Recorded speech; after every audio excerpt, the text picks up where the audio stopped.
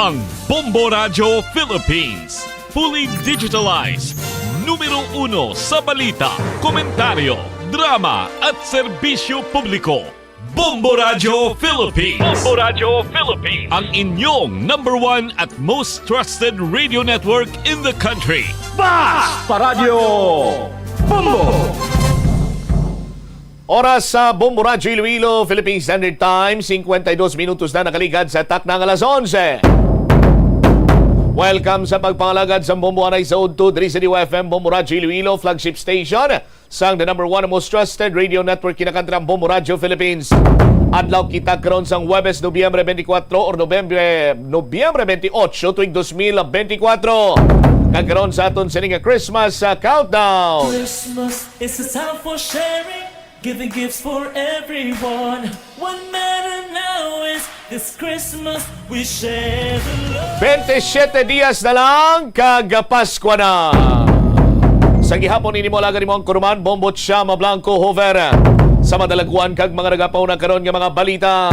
Department of Public Works and Highways Regional Office 6 nagpathag tuhoy sa mga nagakahulog nga debris kag nagaigo sa salakyan sa ibabaw sa Ngungka Flyover. Samtang Department of Education Regional Office 6 ginreiterate ang memorandum nga wala gina-require ang mga learners nga mag-contribute sa Christmas party. Samtang ang Regional Anti-Cybercrime Unit 6 nagpanugyan sa mga social media user nga usisaon sang maayo ang mga kachat sa anuman nga social media platform. Mga graduates ang senior high school nga accelerated pwede makadirekta eskwela sa West Visayas State University College of Medicine.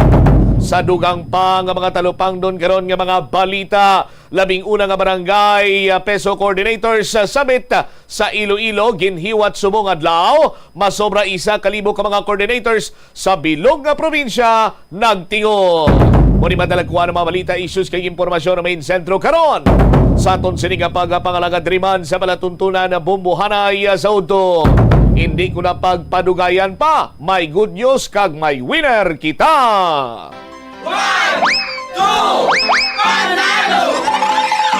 Narito na ang special draw winner na nanalo ng 500 pesos cash at isang limited edition AM/FM radio with LED light. Pwedeng rechargeable, pwedeng di kuryente at hindi fixed dial. Alright. Sa aton sining mga kabombo, atensyon. Sinuayhan ang magamaton sa 500 pesos ka cash plus limited edition sang Bombo Radio o radyo. Nagikan sa Bombo Radio, may LED light, flashlight na pwede sa kuryente, pwede sa battery, pwede man nga ma-charge.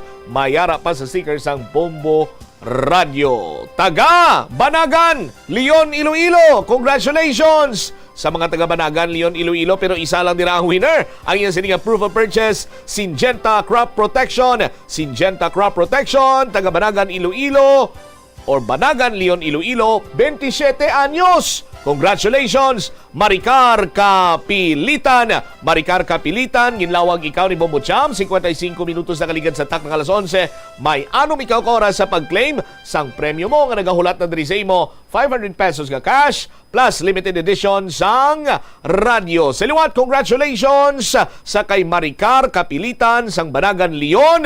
Yan sininga proof of purchase, Syngenta Crop Protection. Ang aton sininga daily drawing gintambungan sa aton FDA representative si Ma'am Gemma Tabiano. Saluat, Maricar Kapilitan. Congratulations. Padayon lang kamo sa paghulog sa inyo sininga mga entries. Sa nagapadayon man nga 1-2 panalo part 23 promo sa Bombo Radio kag Star FM. Kada adlaw, 3 ang mga daog sang aton siniya or sa aton sininga daily draw. May winner kita nga magamaton sang 500 pesos ka cash plus 720 pesos ka valor sang gift pack. Kag isa mga daog sa special draw. Special draw premyo sini is 500 pesos ka cash plus limited edition nga radio. Sa aton sini nga mga kabombo, padayon lang kamo sa paghulog sa inyo sini nga mga entries. Ihulog na niya inyo or ihulog na ninyo sa aton sini nga mga designated drop-box centers sa palibot sa probinsya sa nga Iloilo kay pagka-Biyernes or buwas gadlaw. Libuto na ina sa nga patrola, kolektahon na ina ang inyo siniiya nga mga entries nga ginpanghulog nyo sa nagkalain-lain sini nga mga drop-box centers sa palibot sa nga probinsya sa Iloilo. Amo man sa bahin sang syudad sa nga Iloilo. Kung hindi ikaw makahingagaw, kay gusto mo tingob-tingob, wala gid sang problema. Ngaman, hasta pa iya sa Sabado, las 12 sa udto, batunon naton ang imo sini nga entries. Batunon tang imo sini nga entries. For week number 4 na kita. Direkta mo siniya nga ihulog diri sa broadcast center sa nga Bombo Radio dira sa may ground floor dalan mapa syudad sa nga Iloilo. Pangitahan nyo lang dira nga ton sini nga promo in charge si Bombo Jane na Los Bañez Galiarde kag makita nyo man dira mga drop boxes naton kay may label man ina sa ton sini nga mga kabombo kung ano nga proof of purchase sa imo sini nga gamit. May ara man dira Birch Tree Fortified, may ara kita Dropbox dira for James Coffee Mix, may ara man kita sang Dropbox for Cebuana Lulier, may ara kita Dropbox for MX3 Capsule, may ara man kita sa Dropbox for Syngenta Crop Protection, may ara man kita sa Dropbox for Orocan, kag syempre may ara man kita sa Dropbox for R Florete Pawn Shop and Jewelry. Kanino pang ginaulot mo waswasin na dira sa paghimo sang imo sini nga entries kay para pagkasunod sini nga mga inadlaw, ikaw naman diri ang interview ni Bumbutsamo kung sino man sa mga angkor diri sa istasyon sa Bombo Radio kag nagaisip sang cash prize kag nagadadol-dadol sang isa ka balding grocery goods. Hindi ganing imo sini nga dadol-dadolon ang limited edition nga radio. Detalye sa mga dalaguan kag mga nagapauna karon nga mga balita diri sa Bombo Anay sa udto, balikan ta pagkatapos ang Bombo Network News.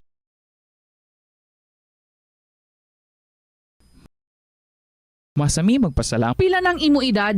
May savings ka na bala? Ang iban sa ato nagakabudlayan magkinot o kung mag-save sang kwarta. Apang paano bala iniumpisahan? I-separate ang wants kag needs. Pamangkuton ang kaugalingon kung bala kinahanglanon gid ang imo nga baklon. Kung ginakulang ka na sang kwarta, hindi ini dapat pagastuhon sa butanga hindi man lang importante. Kung hindi ka gid makakinot, mas maayo nga buhinan mo ang imo expenses. Mag-set sang goal. Umpisahi ang pagpanumdum kung para sa diin o kung para sa ano ikaw nagakinot. Ang Iloilo River Esplanade ang lugar nga para sa inyo. Ini ang favorite spot sang mga Ilonggos sa pag-ehersisyo kag paglantaw sang sunset. Madamo man sa mga local cafes kag restaurants nga malapit sa Iloilo River Esplanade nga makasatisfy gid sang imo nga kagutom. Ang Iloilo River Esplanade og na sa Ito ang Bombo Radio Philippines. Fully digitalized. Numero 1 sa balita, komentaryo, drama at serbisyo publiko.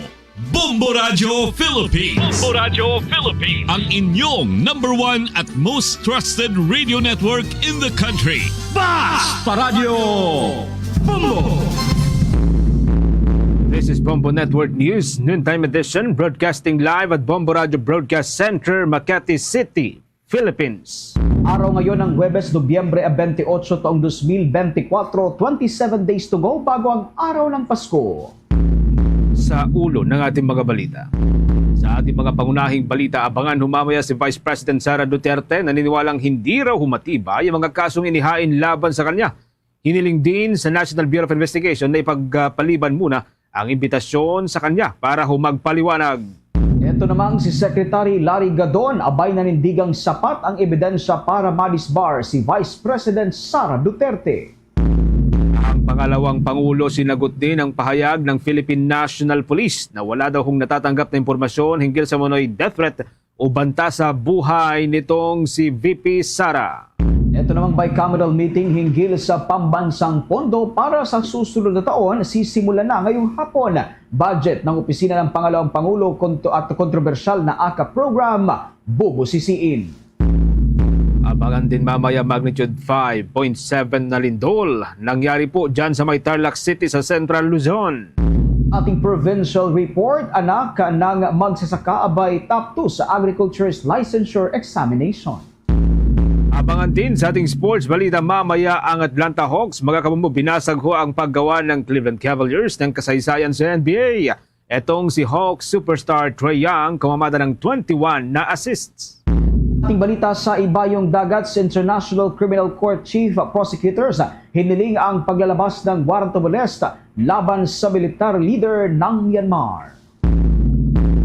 At live nationwide via satellite, dumako tayo sa detalye ng ating mga balita.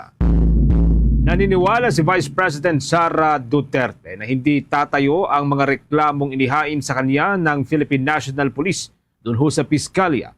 Sa isang pulong balitaan, sinabi ho ng pangalawang Pangulo na desperado ang administrasyon na gawa ng kaso ang mga naging remarks o mga pahayag niya kamakailan laban kay Pangulong Ferdinand Marcos Jr., kay First Lady Liza Araneta Marcos at House Speaker Martin Romualdez.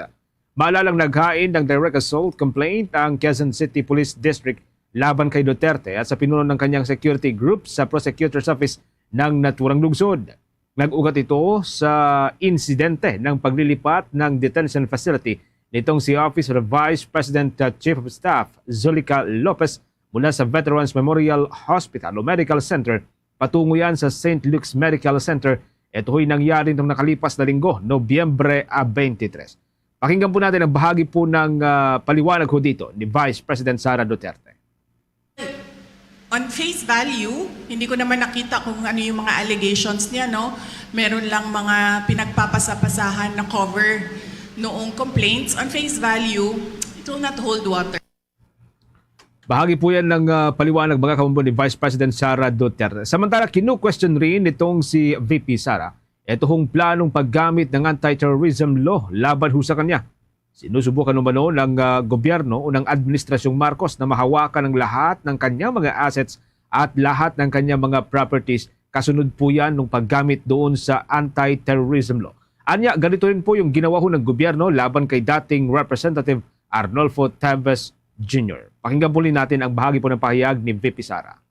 And pangatlo, natatawa ako sa violations on the anti-terrorism law kasi sinusubukan nila to reach sa aking properties and assets. Kasi itong violation ng anti-terrorism law, ginawa nila ito kay Congressman Arnie Teves. So they have a playbook on what you do to a person na kakasuhan mo ng anti-terrorism law. Binanggit din ng pangalawang Pangulo ang mga dahilan kung bakit plano na i-apply sa kanya o gamitin sa kanya itong anti-terrorism law. Inisa-isa ni VP Sara mga kabombo, ito hong sinasabi niyo, binabanggit po niya na mga dahilan o yung pong mga salik na ikinukonsidera para humagamit laban sa kanya ang baguhong batas. Narito pa ang bahagi po ng karagdagang pahayag ni Vice President Sara Duterte. So ano ba yun? Ano bang gusto nilang gawin? Kaya sila nagfa-file or nag-charge ng anti-terrorism law. Gusto nila mag-cancel ng passport. Gusto nila mag-red notice sa international. So hindi ka makakagalaw overseas. Gusto nila mag-amlak. Anti-money laundering violations. So ibig sabihin nun, i-freeze nila yung pera mo at yung properties mo. Hindi ka makakagastos ng pera at hindi ka makakapasok sa properties mo. At gusto nila mag-issue ng mga search warrants. Anong ginagawa nun? Papasukin nila yung properties mo. Samantala, isa rin sa mga binanggit ni Vice President Sara ay yun daw hong planong gawin sa kanya, yung pong ginawa laban kay Congressman Teves kung saan po'y pinasok yung mga properties ng dating mababatas. Pinasok at kinumpiska o nakasailalim po sa freeze order ang mga properties at mga assets ng datihong mababatas. Narito, ang bahagi pa po ng pahayag ni VP Sara. And nagtanong ako sa Negros kung anong nangyari doon. Kasi nga, tinitingnan ko yung ginagawa nila and they're doing the Arnie Teves playbook.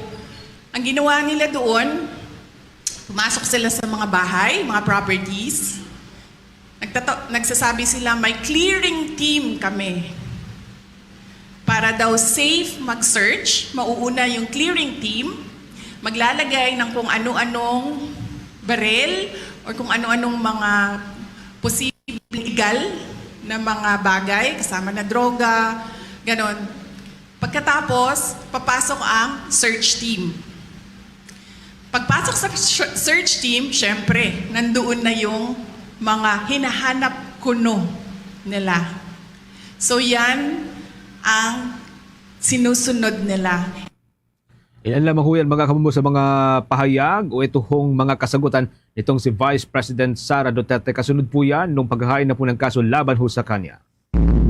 Samantala, kinumpirma nga ni Vice President Sara Duterte na nagsumiti ito ng request sa National Bureau of Investigation para hilingin na i-reschedule, ipagpaliban muna itong imbitasyon sa kanya. Ayon sa pangalawang Pangulo, nagkaroon kasi ng conflict sa schedule para naman sa gaganaping pagdalo rito sa pagdinig ng House Blue Ribbon Committee. Naipangako na rin aniya nito sa kanyang empleyado na sasamahan yamang ito hanggang sa matapos nga ang naturang pagdinig ng Kamara hinggil sa umano'y maanumalya at maling paggasta ng confidential at intelligence funds ng Office of the Vice President at ng Department of Education. Maaalalang naglabas nga ng subpina ang National Bureau of Investigation sa utos na rin ng Department of Justice laban sa vice dahil sa ginawang pagmumura nito at pagbabanta sa buhay ni Pangulong Ferdinand Marcos Jr., kay First Lady Lisa Araneta Marcos at maging kay House Speaker Ferdinand Martin Romualdez. Una lang sinabi, National Bureau of Investigation Director Jaime Santiago na ang subpina na kanilang inilabas laban sa vice ay patunay lamang na umiiral at walang kinikilingan ng batas dito sa ating bansa. Narito, pakinggan natin ang bahagi ng paliwanag ni Vice President Sara Duterte. Yes, natanggap namin yung subpoena ng NBI and nilagay nila doon na they are investigating grave assault and violations under the anti-terrorism law. Ang unang-unang ginawa namin is I requested to reschedule the invitation dahil nag-conflict siya sa schedule namin sa hearing ng House of Representatives sa Committee on Good Government. So conflict silang dalawa. Mga kabombo, yan ang bahagi ng paliwanag ni Vice President Sara Duterte. 11 minuto makalipas ang alas 12 ng katanghalian. Sa kaugnay pa ring balita, nanindigan naman itong si Vice Presidential Advisor for Poverty Alleviation, Secretary Larry Gadon, ng mga naging pahayag nitong si Vice President Sara Duterte ay sapat ng basehan para sa disbarment. Malala pong naghain o una pong naghain ng disbarment case itong si Gadon laban kay Vice President Sara dahil yan sa kanyang mga pagbabanta laban kina Pangulong Ferdinand Bongbong Marcos Jr., First Lady Liza Araneta Marcos at itong si House Speaker Ferdinand Martin Romualdez.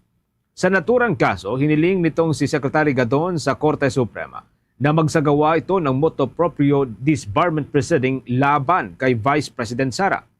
Pinapanindigan nitong si Gadon na bagaman hindi pa nangyayari o hindi pa nagagawa ang naturang banta, hindi niya maitatanggi na nakabuo na ng plano para patayin ang tatlong nabanggit na pangalan o tatlong nabanggit na personalidad.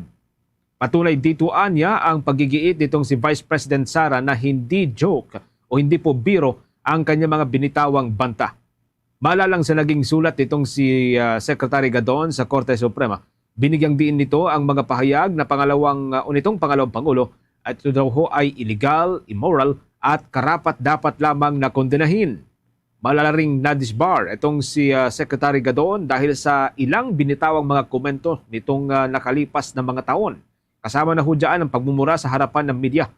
Tuluyan po siyang tinanggal o tuluyan pong tinanggal ang kanyang pagiging abogado noong 2023. Narito ang bahagi po ng statement o pahayag nitong si Secretary, dating abogado at ngayon po si Secretary Larry Gadon.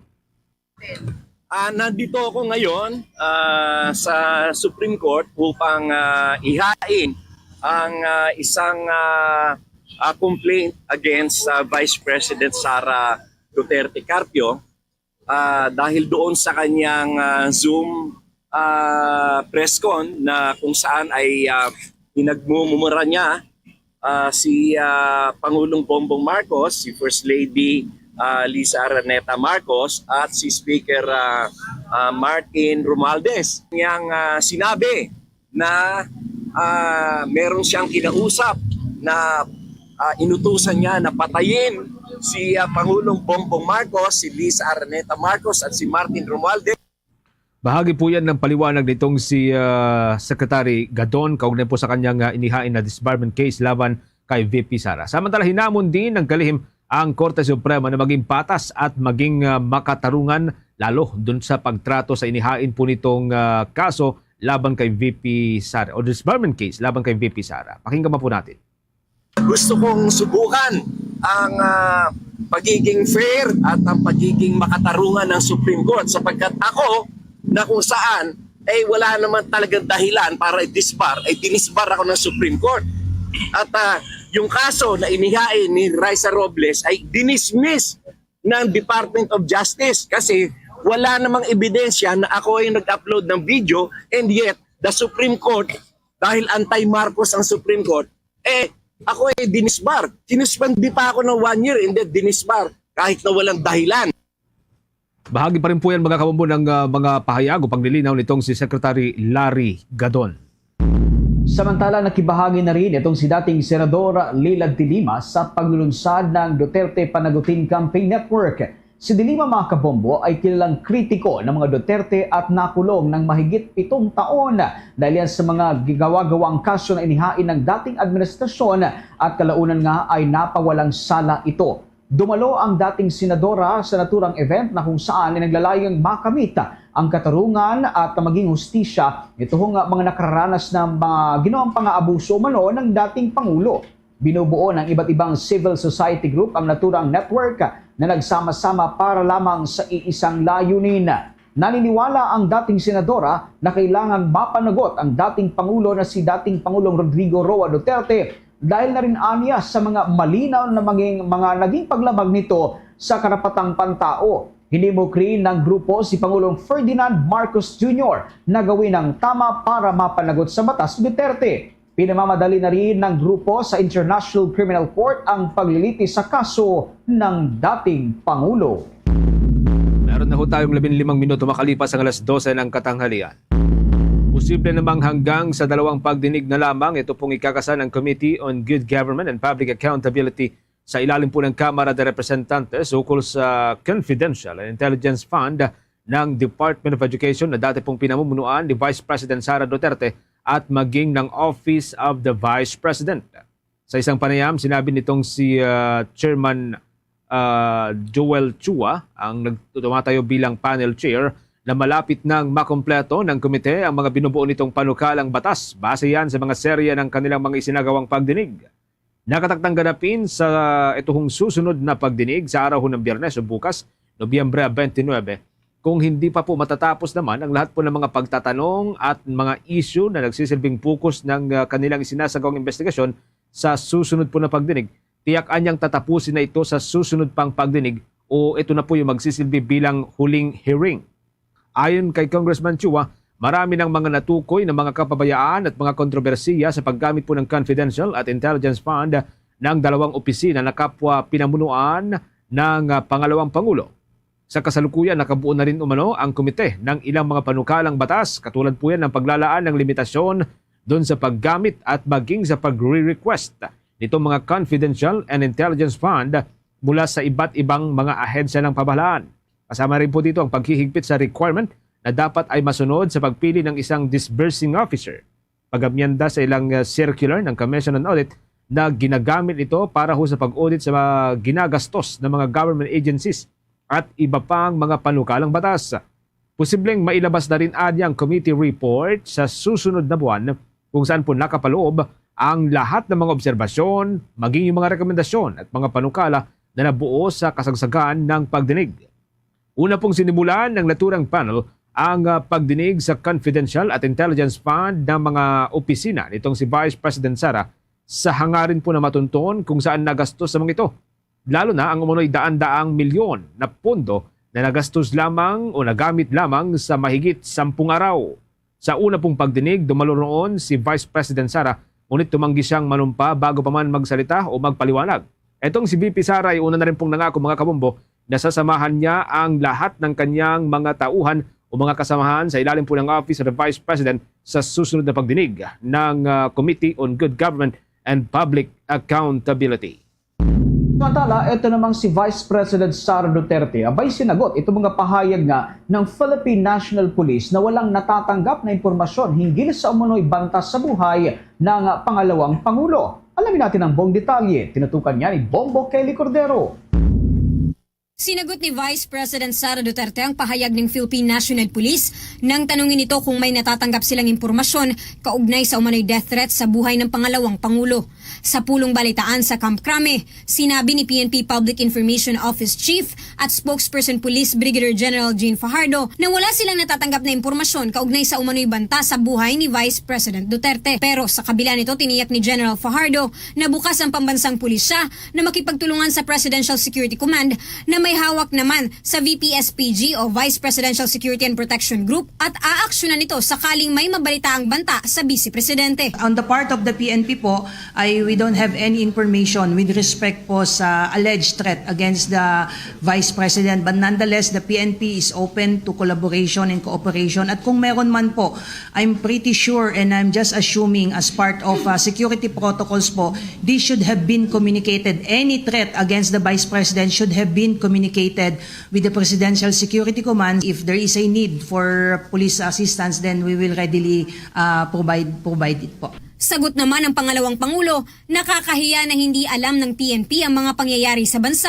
maging ang mga natatanggap niyang banta sa buhay niya. Nakakahiya sa buong mundo na ang Philippine National Police natin, who by the way has intelligence funds, hindi alam ang mga pangyayari sa ating bansa. Nakakahiya na meron tayong police na hindi nila alam ang threats sa Vice President. Nagpapakita yan ng incompetence ng Philippine National Police. Ayon sa pangalawang Pangulo, hindi dapat nagsasabi ang pambansang pulisya na wala silang alam o wala silang impormasyon kaugnay sa death threats niya. Bagkus ay sabihin na lang na, let us sit down and investigate the alleged threats so that we will know if these are true or not.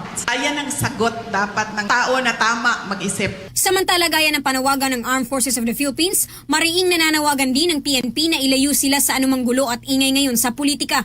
Ayon kay General Fajardo, nakasentro lang ang pambansang pulisya sa pagtupad ng kanilang tungkulin at mananatili silang tapat sa sinumpaan nila at sa konstitusyon. Ang pakiusap natin, let us spare the Armed Forces of the Philippines and the Philippine National Police from this political noise. We will remain political and non-partisan sa kabila ng mga ganitong mga political noises, and we will respect the duly constituted authorities, and we will remain loyal to the Constitution po. Para sa Bombo Network News, Bombo Kelly Cordero nag-uulat para sa number 1 and most trusted radio network in the country, Bombo Radio Philippines. Basta Radio, Bombo!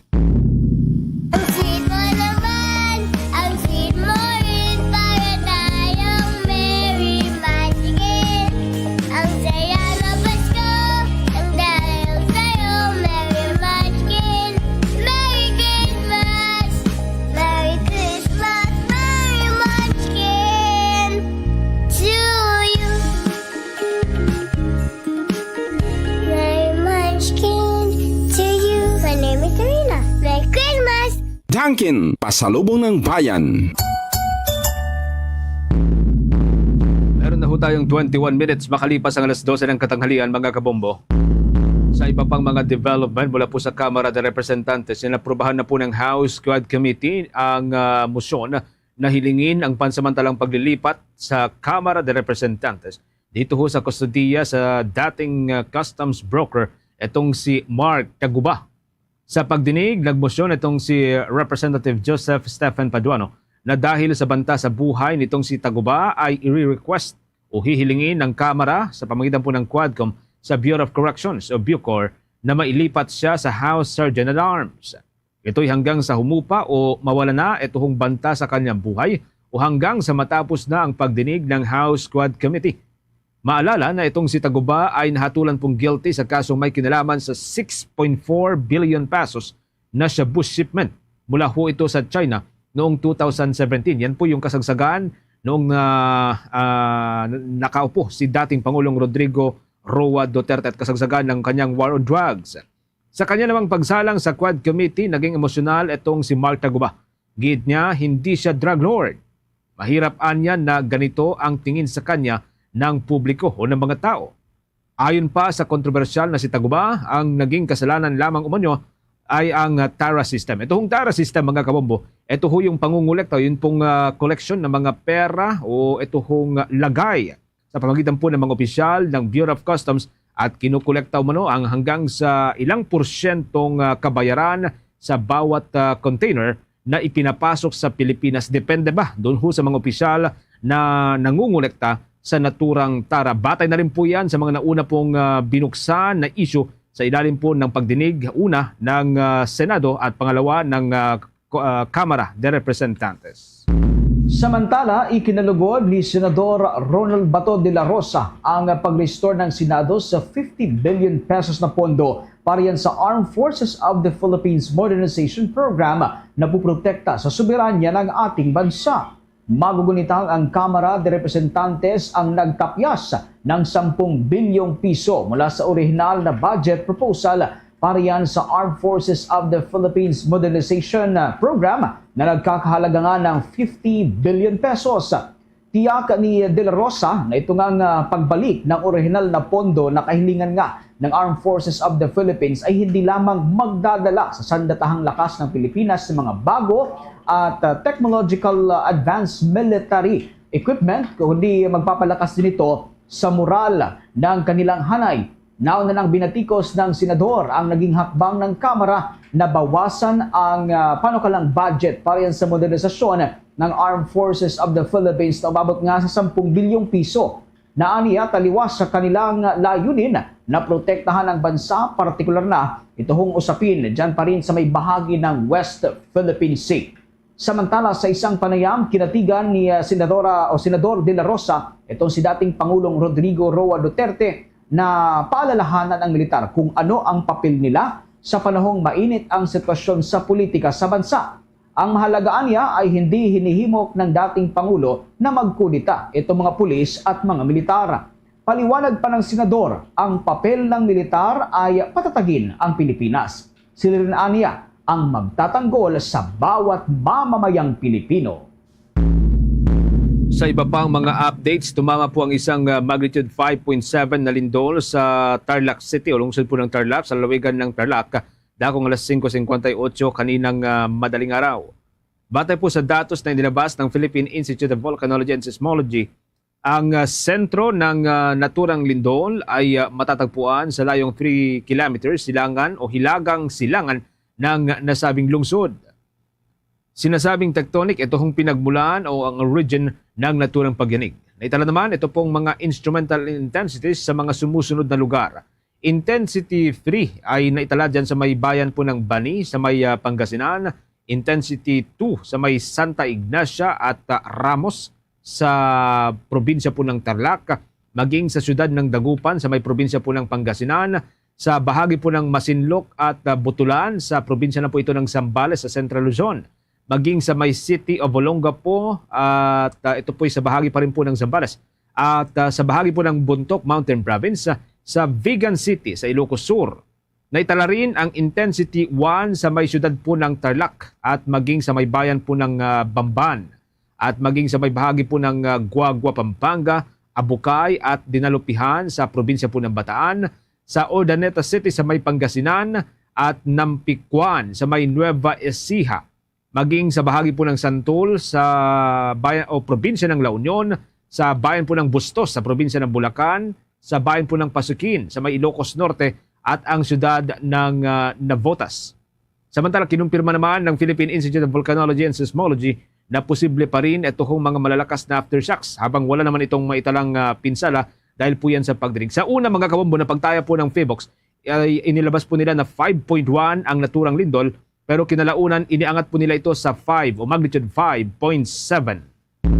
Sa iba pang mga mainit na balita sa oras na ito, abay pinabura na ng Commission on Elections. Itong petisyong humihiling na i-disqualified itong si dating Caloocan Congressman Edgar Egay Erice sa pagtakbo sa 2025 midterm elections.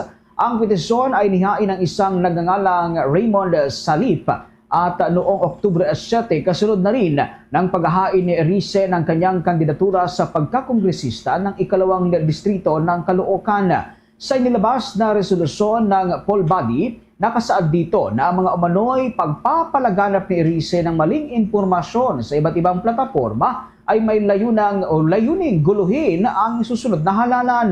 Mahalala kasing naghain itong si Erice ng kaso laban sa Commission on Elections at pangunahin na si Chairman George Erwin Garcia nitong buwan ng Agosto ng taong ito. Tinukoy pa ni Erice ang pag-award ng komisyon na aabot sa 18 billion pesos na automation contract sa Miro system bilang questionable at inihain ng graft and corruption charges. Nag-inhibit naman itong si COMELEC Chair Garcia para hindi umano mabahiran ang naturang desisyon. Samantala, patuloy namang pinapanindigan ng naturang komisyon na walang anumang anomalya o questionable sa pinasok nitong kasunduan kasama na nga itong Miro systems.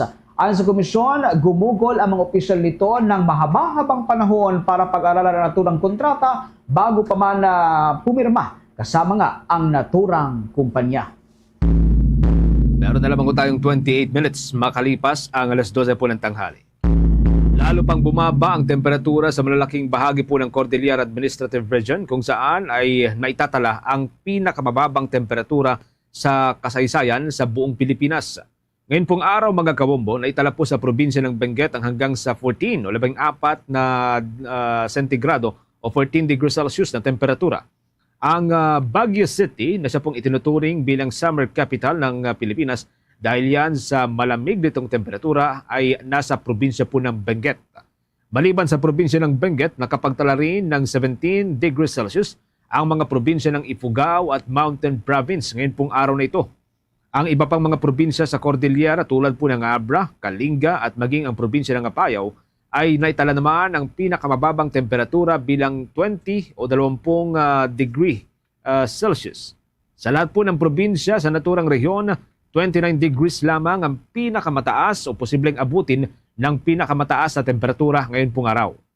Batay sa record ng State Weather Bureau, mga kabombo, malimit po ang nangyayaring frost o ito po yung tinatawag na andap sa Cordillera Administrative Region dahil yan sa labis na pagbabaho ng temperatura sa naturang rehiyon taon-taon. Samantala mga kabombo, iginiit ng Supreme Court na itong mga kasong child abuse ay maaari pa ring dinggin kahit na ang batang biktima ay hindi makakapagtestigo sa korte. Ayon yan sa Doctrine of Unavailable Child sa ilalim ng Rule of Examination of a Child Witness. Sa desisyon na iniulat ni Associate Justice Mario Lopez, pinagtibay ng Second Division ng Korte Suprema ang conviction ng akusado para yan sa qualified rape dahil sa panggagahasa sa kanyang minor de edad na anak. Kinestyon kasi ng isang ama ang kanyang conviction para sa qualified rape dahil ang kanyang biktima at anak na minor de edad ay hindi nakapagtestigo sa korte. Sa halip, ang sinumpaang salaysay ng biktima na ibinigay sa labas ng korte kasama ang medico-legal report at ang testimonya mula sa mga kamag-anak ang ipresenta sa prosekusyon. Nagpasya ang Korte Suprema na mga pahayag sa labas ng korte ng batang biktima ay pinapayagan sa ilalim niyan ng Doctrine of Unavailable Child. Oras natin, meron na lamang tayong 29 minutes bago sumapit mga kabombo ang alauna po ng hapon. Kuha pa tayo ng mga dagdag na report mula po sa mataas na kapulungan o dyan sa may Senado ang bicameral meeting ukol po sa pambansang pondo para sa 2025 ay magsisimula na po ngayong hapon. Yung pong budget ng Office of the Vice President, maging yung kontrobersyal na AKAP programs ay inasahan pong bubusisiin ng dalawang kapulungan. May mga report at development na nakuha po dyan si Bombo JC Galvez. Sisimulan na mamayang alas 3 ng hapon ang bicameral conference meeting sa pagitan ng Senado at Kamara ukol sa panukalang pambansang pondo para sa 2025. Ang panukalang pondo para sa susunod na taon ay nagkakahalaga ng 6.352 trillion pesos. Ayon kay Senate Committee on Finance Chairman Senadora Grace Poe, pangunahing pagdedebatehan ng dalawang kapulungan ang pondo ng Office of the Vice President. Dito kanya pag-uusapan kung pananatiliin ba ito sa 733 million pesos o dadagdagan.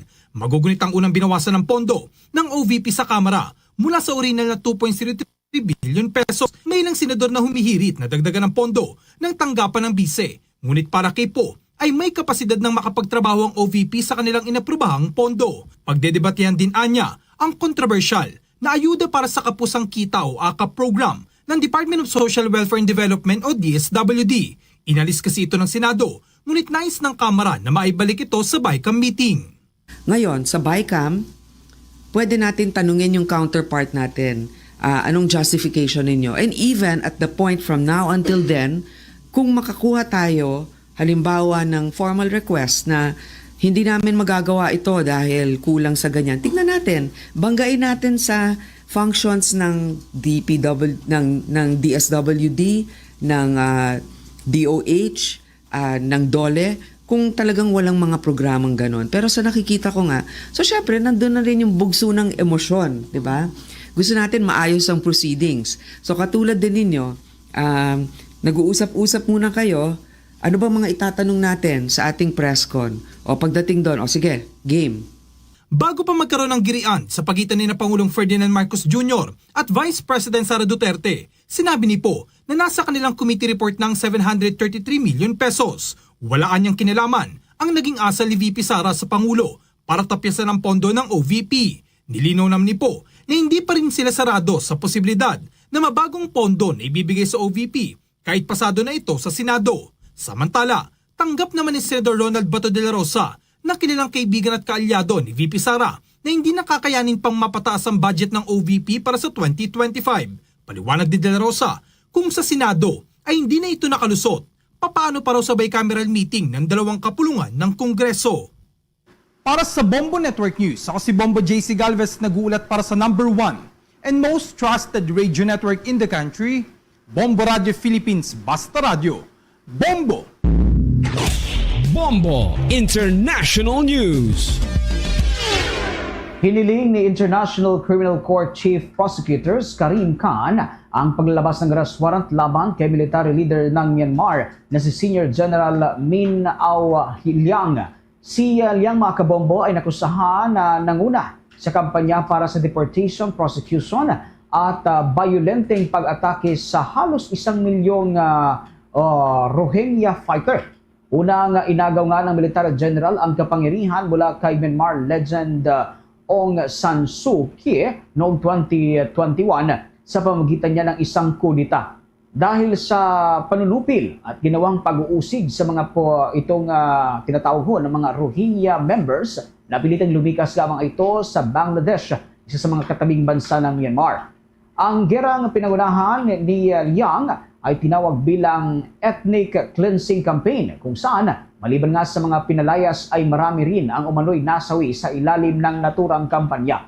Ang Myanmar ay hindi miyembro ng International Criminal Court. Gayunpaman, maaari pa rin imbestigahan ng international body ang mga krimen na nangyari sa mga Rohingya member na nasa Bangladesh kung saan napadpad ang mga karamihan sa kanila. Ito ay dahil yan sa Bangladesh ay bahagi nga ng International Criminal Court at saklaw pa rin ng mga investigasyon ng International Criminal Court.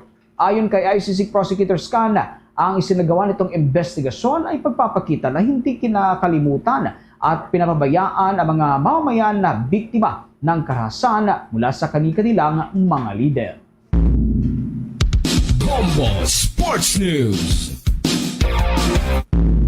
Sa ating sports balita at bago po tayo dumako sa iba pang malalaking balita mga kabombo, binasag po ng Atlanta Hawks ang panibagong record ng Cleveland Cavaliers ngayon pong araw, kasunod po ng kanilang bakbakan ngayon pong umaga o kaninang umaga. Bago kasi ang laban ay hawak po ng Cleveland Cavaliers ang 16-1 na record. Pangalawang kupunan sa buong National Basketball Association na may pinakamagandang record, habang ang Hawks naman ay nangungulelat sa 7 panalo at 11 pagkatalo. Gayunpaman, nagawa ho ng Hawks na pataubin ang Cavs gamit po ang 2020 performance nitong si Trae Young, ang nagsisilbing star ng Atlanta. Si Young ay kumamada po ng 20 points at 22 assists, kasama po dito ang 4 na rebound. Isa ring double-double ang ginawa ng guard na si Dyson Daniels at siya po'y kumamada rin ng 12 points at 10 rebound. Sa iba pang player ng Hawks, mga kabombo, 26 points ang ginawa nitong si DeAndre Hunter habang 22 points, 9 na rebound at 7 assist naman ang ginawa nitong si Jalen Johnson. 7 player naman ng Atlanta ang nagtulungan upang patumbahin ng Cavs gamit po ang double-digit scores. Ang Cavs, ang team na kasalukuyan pong may pinakamagandang record sa National Basketball Association. Hindi naman po umubra itong 22 points at 12 rebound, double-double nitong si Cavs forward Evan Mobley at 17 points at 10 rebound na ginawa naman itong si Jarrett Allen. Nasayang din ang 30 puntos o 30 points na ipinakita ng shooter na si Donovan Mitchell. Samantala kung ikukumpara mga kabombo yung stat na kinamada ng dalawang kupunan sa 3-pointer, mas marami po ang naipasok ng Atlanta Hawks. Sila po'y gumamada ng 23 pointers o 20 3-pointers mula sa 42 na kanilang pinakawalan, habang ang Cavs ay tanging 15 3-pointers lamang ang nagawang may pasok mula sa 48 3-pointers na kanilang pinakawalan. Sa free throw, mas marami ring naipasok ang Atlanta Hawks sa kabila po ng mas mababang iginawad sa kanila na free throw attempts. Ang Hawks ay nag-attempt ng 25 free throws at naipasok po dito ang 23, habang ang Cavs naman ginawaran po ito ng 28 calls habang 21 lamang yung naipasok na free throw.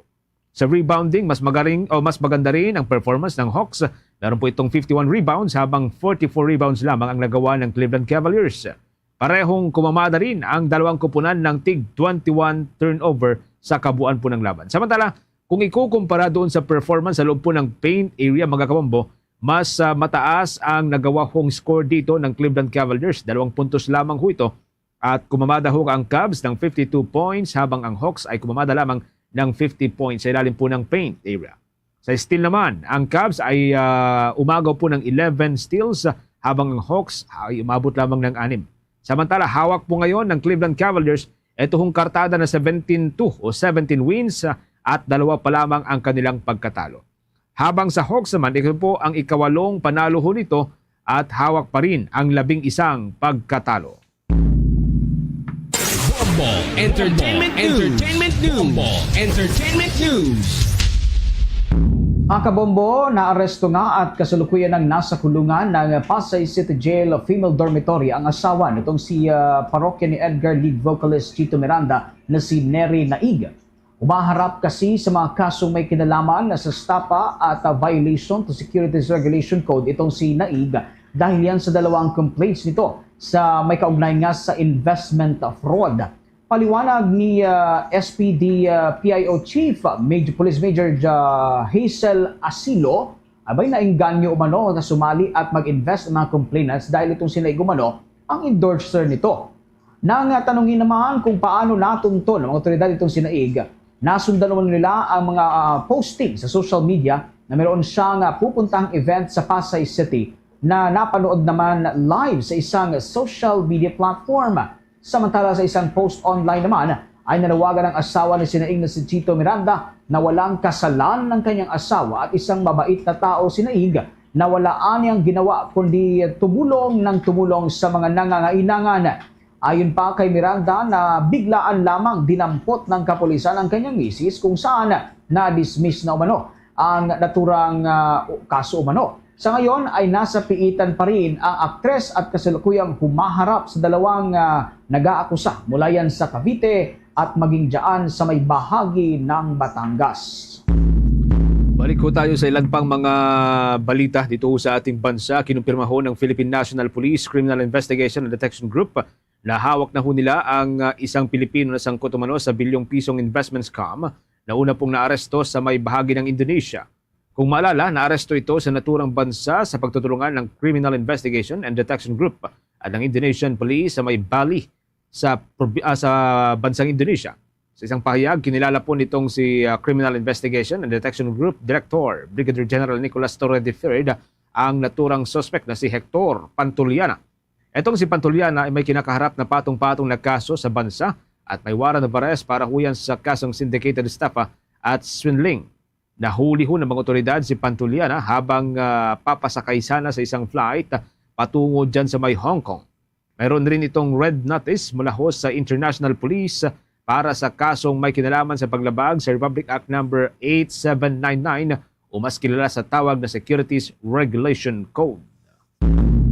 Samantala mga kabombo, kinumpirma ng Philippine Statistics Authority o PSA na nagkaroon ho ng pagbaba sa production cost ng palay sa buong bansa noong nakalipas na taon. Batay sa datos na nilabas ng ehensya, umabot lamang sa 13 pesos 38 centavos kada kilo ang average na production cost ng palay noong nakalipas na taon, habang mas mababa ito kumpara sa parehong panahon o parehong production cost noong taong 2022. Nangunguna pa rin ang Central Luzon sa may pinakamababang production cost ng palay na umaabot lamang sa 11 pesos 60 centavos kada kilo.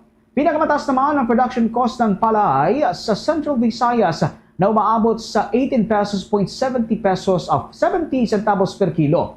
Ayon sa Philippine Statistics Authority, sa isang ektarya ng sakahan, aabot sa 55,814 ang nagiging gastos sa palay production para sa nakalipas na taon. Sa naturang lawak naman ng lupaing sakahan ay may average lamang nakita na maaaring umabot sa 27,033 pesos. Sa iba pang mga balita malugod na tinanggap ng Indonesian Coast Guard, at ito ho'y may pangalan na Bakamla Ri, ang BRP Gabriela Silang, kasunod po ng pagdaong nito sa Port of Bitong sa may Manado, Indonesia. Ang BRP Gabriela Silang mga kabombo ay bumisita po sa Indonesia para yan sa 5 araw na port visit. Sa naging mensahe naman ni Philippine Coast Guard Deputy Commandant for Administration, Rear Admiral Edgar Ibanez, tinukoy nito ang panibagong port visit ng Philippine vessel bilang pagpapakita ng lumalalim na pagkakaibigan at ugnayan kasama ng kooperasyon sa pagitan po ng Indonesia at ng Pilipinas. Sumasalamin-an niya ito sa commitment ng dalawang bansa para sa pagprotekta o para humaprotektahan ang seguridad at kapayapaan sa karagatan at maisulong ang maritime safety. Ang samahan sa dalawang bansa ayon kay Ibanez ay mahalaga upang maprotektahan ang shared interest sa pagitan po ng mga ito sa kabuuan ng Asia-Pacific region. Sa naging mensahe naman nitong si Bakamla Ri, Deputy Operations and Exercise, Rear Admiral Andy Abdul Aziz, sinabi itong itinuturing ng Indonesia ang panibagong pagbisita ng Pilipinas bilang isang malaking karangalan. Bahagi ng port visit ng Pilipinas ay ang panibagong coordinated patrol sa Indo-Pacific region. Ilan po sa mga Philippine Coast Guard officials na bahagi po ng panibagong port visit ay sina Deputy Chief of Coast Guard Staff for International Affairs, Commodore Algier Rica Frente, kasama rin si Deputy Chief of Coast Guard Staff for Marine Environmental Protection, Commodore May Marfil, at Deputy Chief of Coast Guard Staff for Operations, Commanding Officer ng barko ng BRP Gabriela Silang na si Captain Dan August Carino, at Philippine Consulate General na nakabase doon po sa may Indonesia, si Vice Consul Nanfred Manalo. Samantala na ipamahagi ng Department of Social Welfare Development at DSWD Bicol Region ang aabot sa 14,795,000 na financial aid para yan sa mga benepisyaryo ng ayuda para sa Kapos ang Kita Program o AKA program ng naturang ahensya.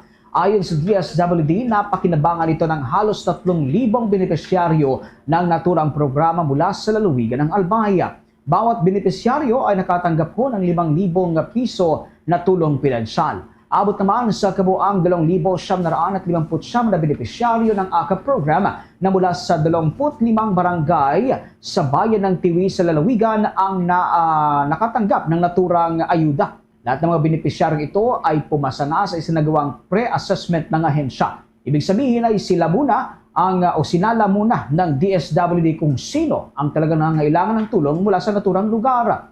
Kabilang sa mga benepisyaryo nito ay itong mga individual o mga pamilya na kabilang ho doon sa mga mabababa ang kita na kinabibilangan naman ng mga sumusunod. Kabilang na rito ang mga tricycle driver, mga trabahador, magsasaka, kasambahay, security guard, barangay health worker, barangay tanod, sales ladies, karinderya worker, karpentero at iba pa. Iniulat rin ng ehensya na karamihan sa mga natukoy na benepisyaryo ay mga mangingisda mula sa naturang lalawigan. Layon ho ng naturang programa na matugunan ang pangailangan ng mga Pilipinong kapos ang kita dahil na rin sa nagpapatuloy na pagtaas ng mga bilihin dulot ng inflation sa ating bansa. Oras natin magkakabombo 14 minutes bago sumapit ang 1:00 ng hapon. The time check was brought to you by Dunkin', pasalubong ng bayan. Ako ho tayo sa ating mga provincial report. Update po tayo dito ho sa ilan pang mga development tinutukan po ng ating mga provincial station. Ang mga Pinoy, kailangan daw hong maintindihan ang nangyayari ngayon at kung ano ang dapat na gawin bilang mga mamayan po ng Pilipinas. Ito ho'y reaksyon o tugon. Ito hong si dating National Security Advisor Clarita Carlos. May update po dyan at exclusive interview ang Bombo Radio Cebu. Kailangang maging makatao at maintindihan ng mga Pilipino ang nagaganap na sigalota sa pagitan ng Pangulo at Pangalawang Pangulo ng bansa. Ito ang naging pahayagan ni Dr. Clarita Carlos, ang dating National Security at Political Science Professor ng Universidad ng Pilipinas sa naging panayam ng Bombo News Team na kailangang maunawaan ng mga tao ang mga nangyari ngayon at kung ano ang dapat gawin bilang mga mamamayan ng Pilipinas. Idinagdag nito na pinili natin ang demokrasya, kaya tanggapin natin na may mga limitasyon na ito. Kung kaya't huminahon ang lahat at huwag idaan na sakali ang panawagan ng pagbabago na para bang kalabisan na ang paggamit natin sa tinatawag na demokrasya. Binigyang diin din ito na hindi ganon kadaling ibagsak ang presidente ng Pilipinas o sinumang nakaupo sa gobyerno dahil sila ay pinili at iniluklok ng taong bayan. Uminahon po tayo, wag natin daanin ang pagbabago sa kalye, hindi po yan dapat daanin sa kalye. Pinili po natin ang demokrasya, kanya tanggapin po natin to limitasyon ng demokrasya. Pero sa suma total po, susugod pa din ang politika natin. Wag hindong kada 2 araw gusto nyong patalsakin si President Bongbong. Mabayaan niyo po yan, hindi yung palagi na lang election tayo, tapos nagbabanta kayo na pabagsakin. Ano ba yan? Banana Republic ba tayo? Sa kabilang banda, sa mga panawagan na nai-impeach si Vice President Sara Duterte, hindi ganon kadali ang mangyayari dahil masyadong malaki ang mga requirements dito na nangangailangan ng 16 na boto mula sa Senado. At sa ngayon ay 6 na sila lamang ang tutol.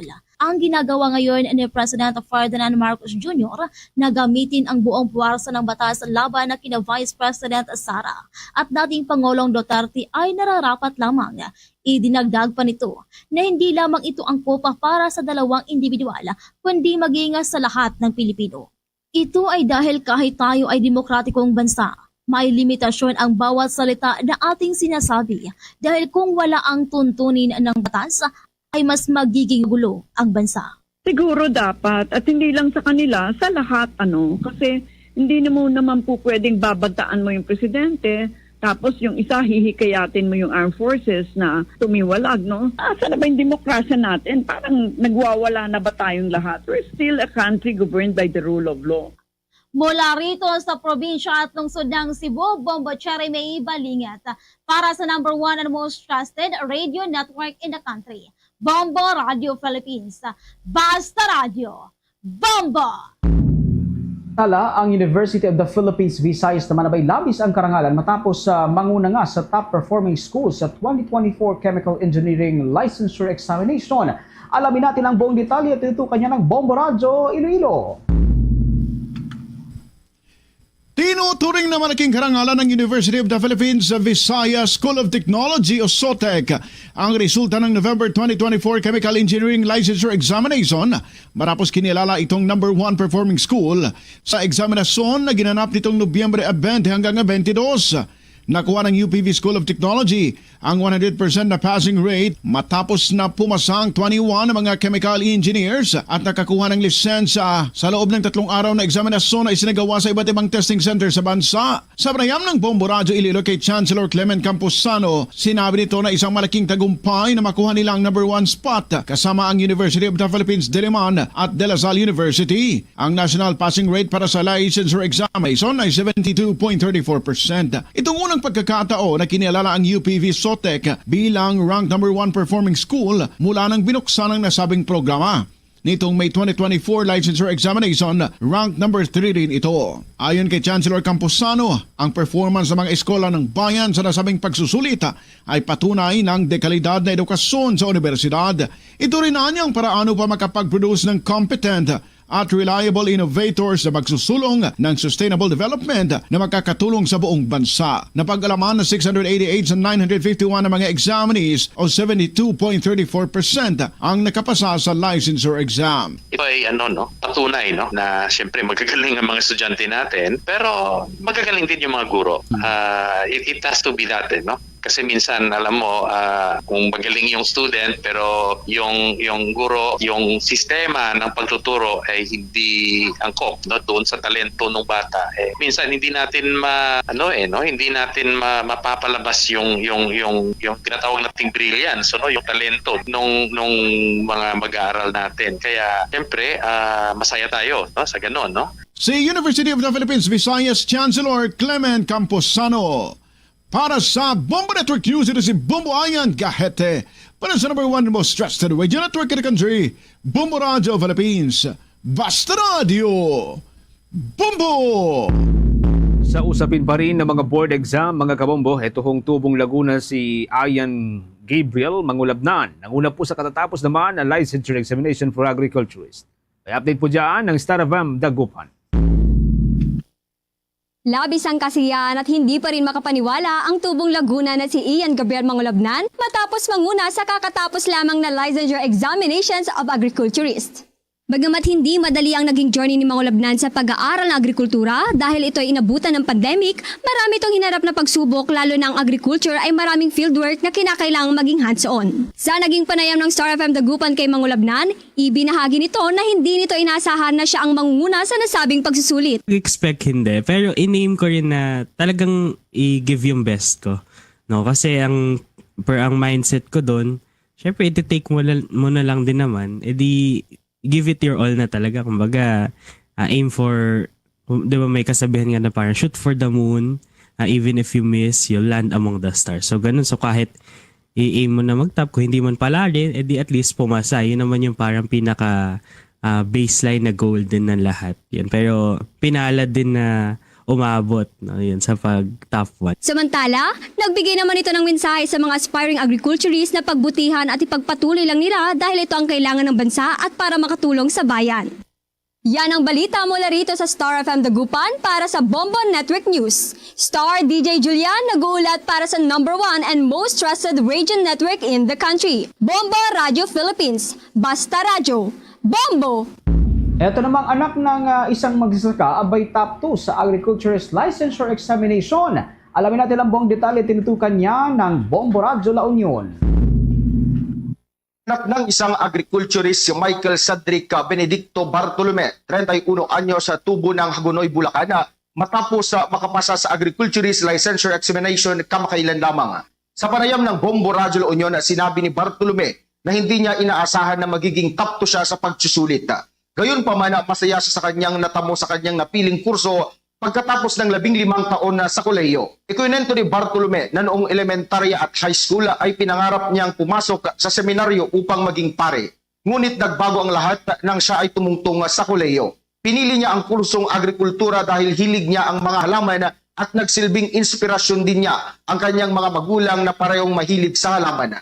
Mula elementary hanggang high school, akala ko ako'y magsiseminaryo at magiging pare.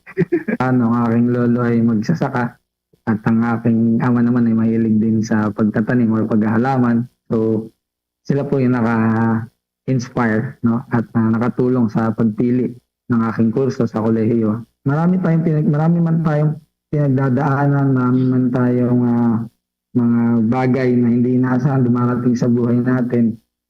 Lagi lang natin tandaan na hindi naman tayo pinababayaan ng mga tao na kapaligid sa atin, kinikilala natin may kapal, kasi darating din yung time para sa atin. Nagtapos si Bartolome sa Don Mariano Marcos Memorial State University, North La Union Campus sa lalawigan ng La Union. Yan ang ulat mula sa Bombo Radio La Union para sa Bombo Network News. Bombo Raymond Dachor para sa number 1 and most trusted radio network in the country. Bombo Radio Philippines sa Basta Radio. Bombo! Bombo Sports News. Maki-update po tayo sa nagpapatuloy mga kabombo na Batang Pinoy 2024 dyan sa may Puerto Princesa City sa may Palawan. Ang Team Isabela mahakot daw ng gintong medalya sa gymnastics. May update po dyan ng Bombo Radio Kawayan. Humakot ng gintong medalya ang tatlong atleta ng Team Isabela sa gymnastics sa Batang Pinoy 2024 na kasalukuyang ginaganap sa Puerto Princesa City sa Palawan. Sa exclusive interview ng Bombo Radio Kawain kay Coach Rhea May Joy Garma, sinabi niya na gaya ng nangyari noong palarong pambansa, hindi nila inasahan na makakamit nila ang matagal na nilang pangarap na makakuha ng gintong medalya sa Batang Pinoy, lalo na at karamihan sa mga katunggaling atleta ay sinasanay ng mga international coaches. Ito rin ang unang pagkakataon na sumabak sa Batang Pinoy ang tatlong atleta na pawang mga estudyante ng San Mateo Vocational and Industrial High School. Humakot ng tatlong gintong medalya si Mark Joshua Saet sa individual men event, Nick Sapir at trio. 2 ginto at 1 pilak na medalya naman ang nasungkit ni Jana Jean Lazaro sa individual women event, mixed pair at trio, habang may 1 gintong medalya naman si John Mers Kevin Castillo na nagtapos sa rank 6 sa individual men event.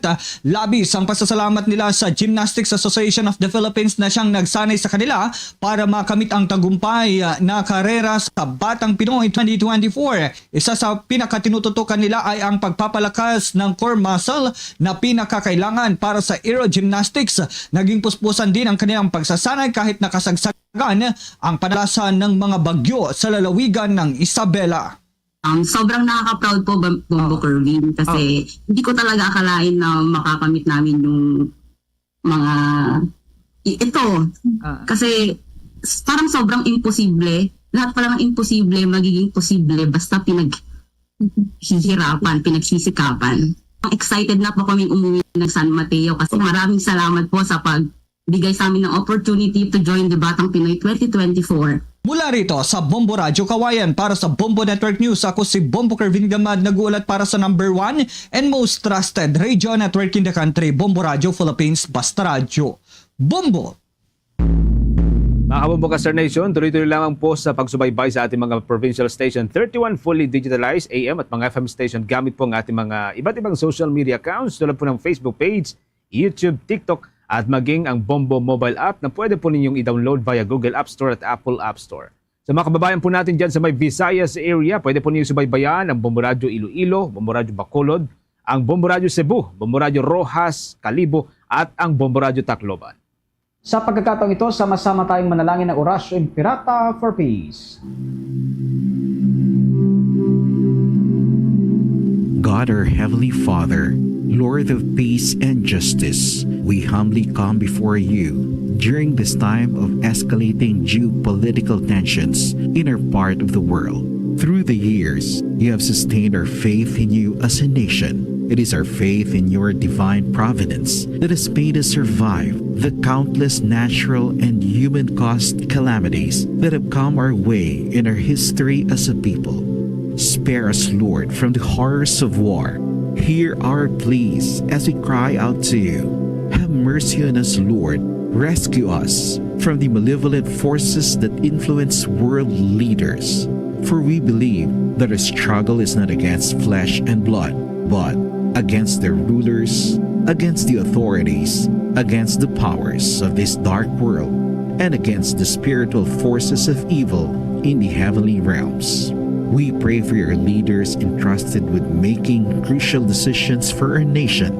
We place all our hopes in you, seeking your forgiveness and mercy for the times when our fears and suspicions have tainted our perceptions with ethnic biases and prejudices verging on racism. We earnestly pray, Lord, that you make us instruments of your peace. Where there is hatred, let us bring love. Where there is injury, pardon. Where there is doubt, faith. Where there is despair, hope. Where there is darkness, light. Where there is sadness, joy. Through our Lord Jesus Christ, your Son, who lives and reigns with you in the unity of the Holy Spirit, God, forever and ever. Amen. Our Lady, Queen of Peace, pray for us. Saint Michael the Archangel, pray for us. Saint Joseph, pray for us. Saint Francis of Assisi, pray for us. Saint Lorenzo Ruiz, pray for us. Saint Pedro Calungsod, pray for us. Christmas is the time for sharing. Mga kabombo at Caster Nation, sa ating Christmas countdown, 27 days to go bago ang araw ng Pasko. Luzon, Visayas at Mindanao at maging sa buong mundo yan na pong kabuuan ng ating balitaan para sa pangtanghaling edisyon ng Bombo Network News. Mula dito sa News Central Makati para sa #1 and most trusted radio network in the country, Bombo Radio Philippines, Basta Radio. Bombo! Bombo kahit kanino, nangangailangan ng tulong. Pamasko para sa iyo, ang aming lingkod. Maligayang Pasko sa lahat, Star FM at Bombo Radio. At Bombo Radio.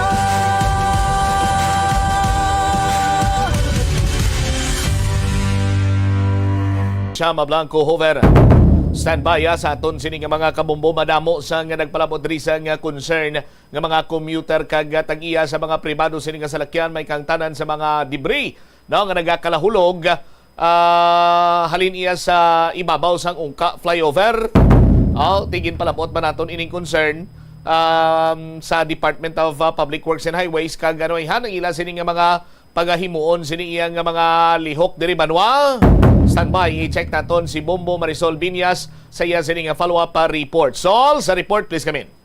Nagpaathag diri Bombo Cham ang talatapan sa Department of Public Works and Highways Region 6 natuhoy iya sa mga reklamo nga nag-abot sa aton nga talatapan no natuhoy ini sa mga debris nga ginaaligar nagkalahulog diri sa may bahin sang ibabaw sang Ungka flyover, specifically diri sa may left lane kung halin ka diri sa may syudad sang Iloilo pakadto sa may bahin sang Pavia. Kagti bago ina no hatagan naton sang context ang aton mga kabombo or example abi sa isa sa mga nakapalambot sa aton diri nga concern citizen o kung commuters sa diin na hulugan ini sa mga gagmay nga debris o kung hindi lang gagmay kundi madamo actually no na mga ginagmay nga debris abi sa iyang salakyan samtang naga-traverse ini siya halin diri sa may bahin sang Pavia pakadto diri sa may syudad sang Iloilo particularmente diri sa bahin sang Palawan Pawn Shop no na tuon gid sa diin nahulog ining pila ka mga debris abi sang mga bato o kung mga tipak abi sang mga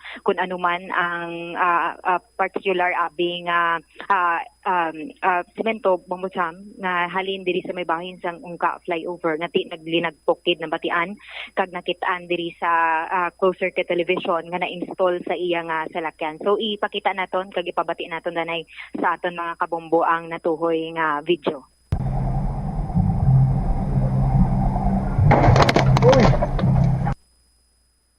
So gamay lang ang mga segundo Bombo Cham natabuin na alas 9:26 sang gabi Nobyembre 23 sang subong langgid nga tuig.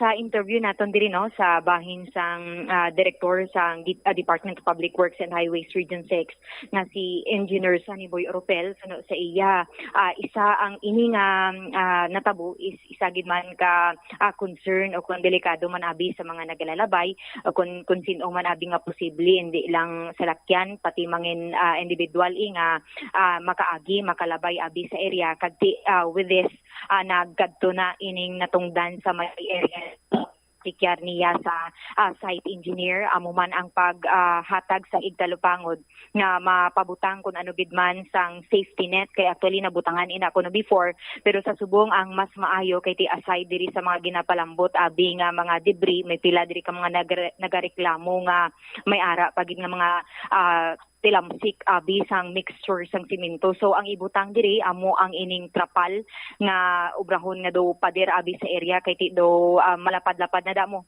sa diin ginaobra abi ang phase 2 sang rectification nga ti ginaobra gani subong 24/7 para mahingagaw mabuksan ini sa ginpromesa man sang natungdan nga malabyan sa liwat sa Disyembre 25 kag sa subong no sa bahin sang mga aktibidades sa bahin sang Ungka flyover ang ginaobra dito sa bahin sang rectification amo ang pagbutang abi sang geofoam na naabdan man naton sang nagliligad lang kag isubong ongoing ang pagbutang pag-install sang geofoam amo man ang pagbutang abi sang load distribution distribution slab kag ining asphalt overlay. So sa iya pag-assess dire nga nagakatabo ining paglapaw abi sang pila ka mga debris sa area sa piyak na tikunan tawon sa sulod gid sang alagyan.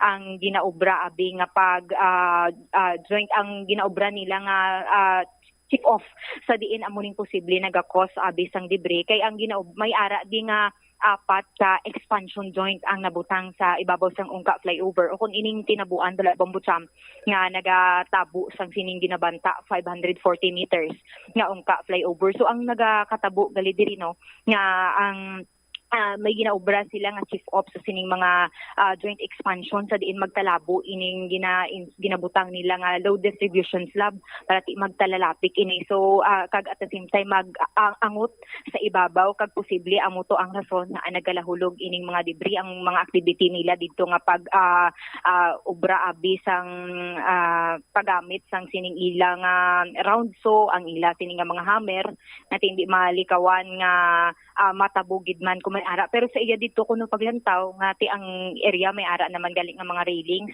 matagaas naman pero lantaw niya pagid Bambutsam i-assess ni pagid dito ang posible mas maayo pagid nga obrahon mapabetter abi para ma-safety ang seguridad sang sining mga pumuluyo nga nagalalabay kag sa bahin sa mga nagapalambot diri kuno sang reklamo abi nga natabo sa ilang mga salakyan posible sila makapalambot gid sa opisina sang IBC o kundi dito mismo sa site engineer sang nasambit abi nga talatapan kay 24/7 may didto manang mukag mapakita ko no kung mapamatud-an gid abi nga ang rason abi sang pagkaguba o kung pagka-damage sang ila sini nga mga propiedad amo ang aktibidad sa ibabaw magahatag sang commitment ang talatapan sang Department of Public Works and Highways sa abi sa bahin man ni Engineer Sunny Boy Oropel. Sa dugang balang pahayag, ipabatita ang ato nang in-interview kay Engineer Sunny Boy Oropel.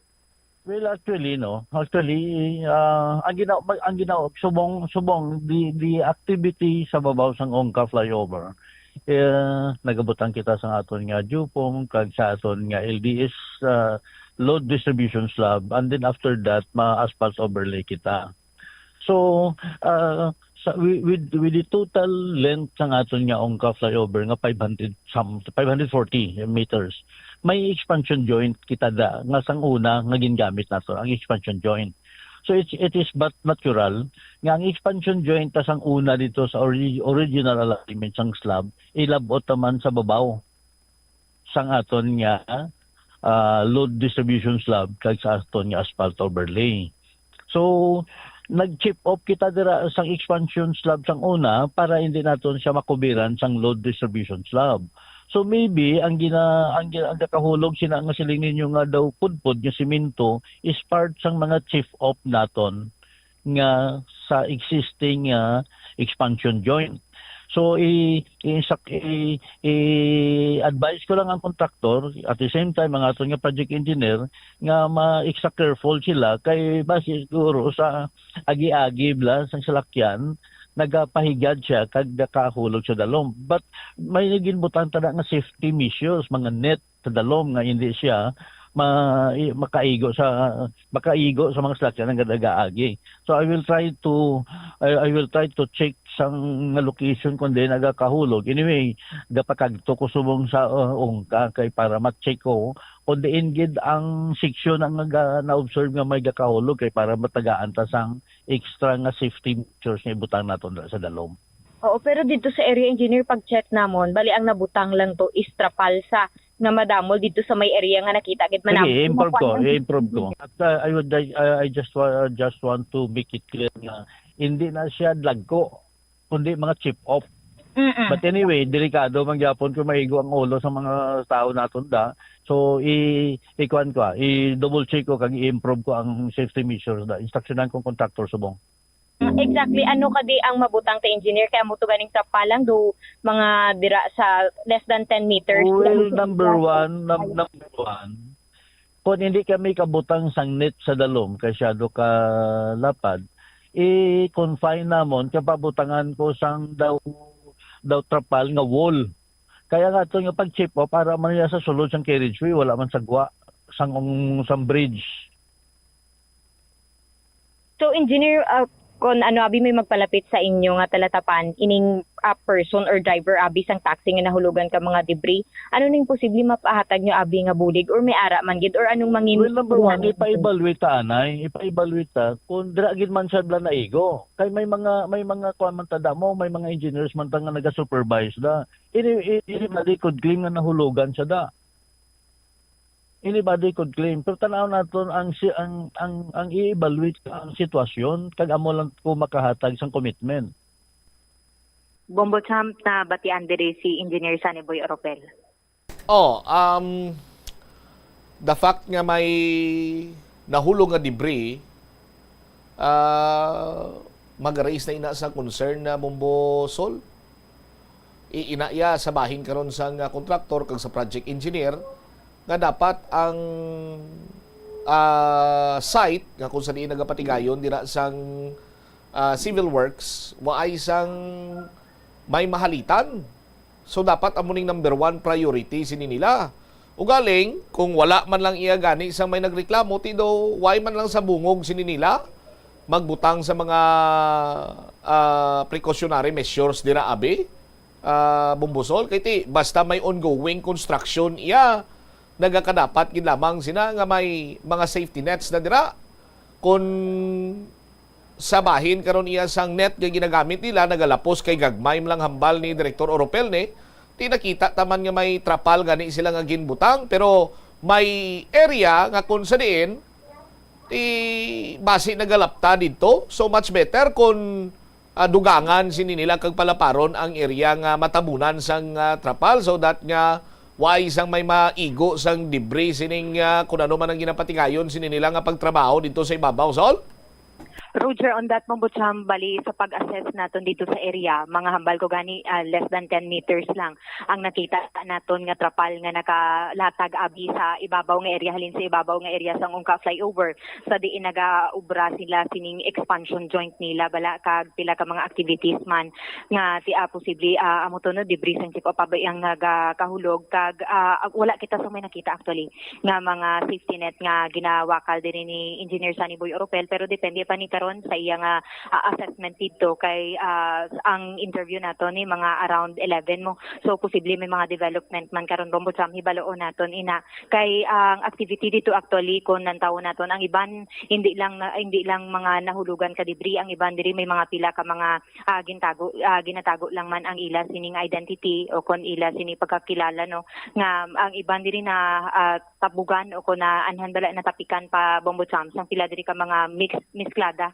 sang mga siminto nga ginapanginwala man iya ni Engineer Sunny Boy Oropel nga didto posible mahalin si ibabaw kaya ang activity dito si ibabaw pag utod lang sang sining mga railings mo kag ang ginaubra nila nga mga activities dito is sa carriageway lang so posible mga isolated man kuno ang natabo nga posible may mga mixer lang abi nga naglabay kag dito tagsik abi sa nasambit nga salakyan so manang pila ka mga napanglantaw niya nga posible natabo bombo champ. All right. Ini si Bombo Marisol Binyas para sa the number 1 and most trusted radio network in the country, ang Bombo Radio Philippines. Basta radyo, Bombo. Salamat kid Bombo Marisol Binyas.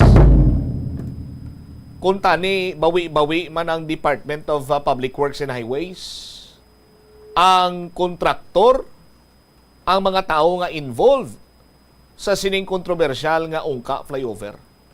Kay kadamo na sang inyo sinikapalpakan, kadamo na sang halit nga natuga ninyo huol. Lakip na sinadri agoniya. No? Ti kon maghambal ka bala sang tinaga nga agoni anong butsilingon sinibanwa? No? Maghambal ka agoni extreme physical or mental suffering. Oh. Ti lantawan nyo man bala ang agoni, ang agoniya sang mga motorista humalin sa tong tuig 2019 tub tuig 2024 nga agoniya sang mga commuter sang mga motorista dira. Now here comes another problem. Kag kun wala iya sang may ginpalapot nga concern, wala ini matalupangdan, of which nga ti trabaho kung tani iniiya sang kontraktor. nga pasiguraduhon nga safe. No? Ang lugar sini nga kung saan may ginapatigayon sila nga pagtrabaho, namin ko bala kung tani, bawi-bawi man sila. No? Bawi-bawi man kamo. Dako na ng kwarta nyo da! Oh. Kung nakilala ko bala mo na straight to the point na lang tabalanoy. Oh, amo na eh. Oh, bawi-bawi man kamo tani, buhin-buhinin nyo man mga sala nyo. Oh. Hindi iya nga daw halos na lang iya kung may patigayunon kamo dira iya. Nga kung ano man nga sa isang pagtrabaho, may nagakapiktuhan. Maluoy man kamo sa pilo, ilunggo nyo. No? Nga madugay na ang extreme physical. Hindi lang kay physical, pati mental suffering.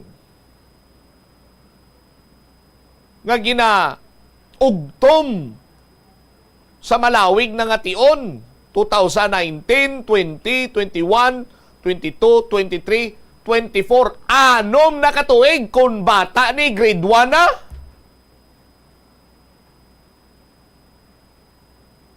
Oh.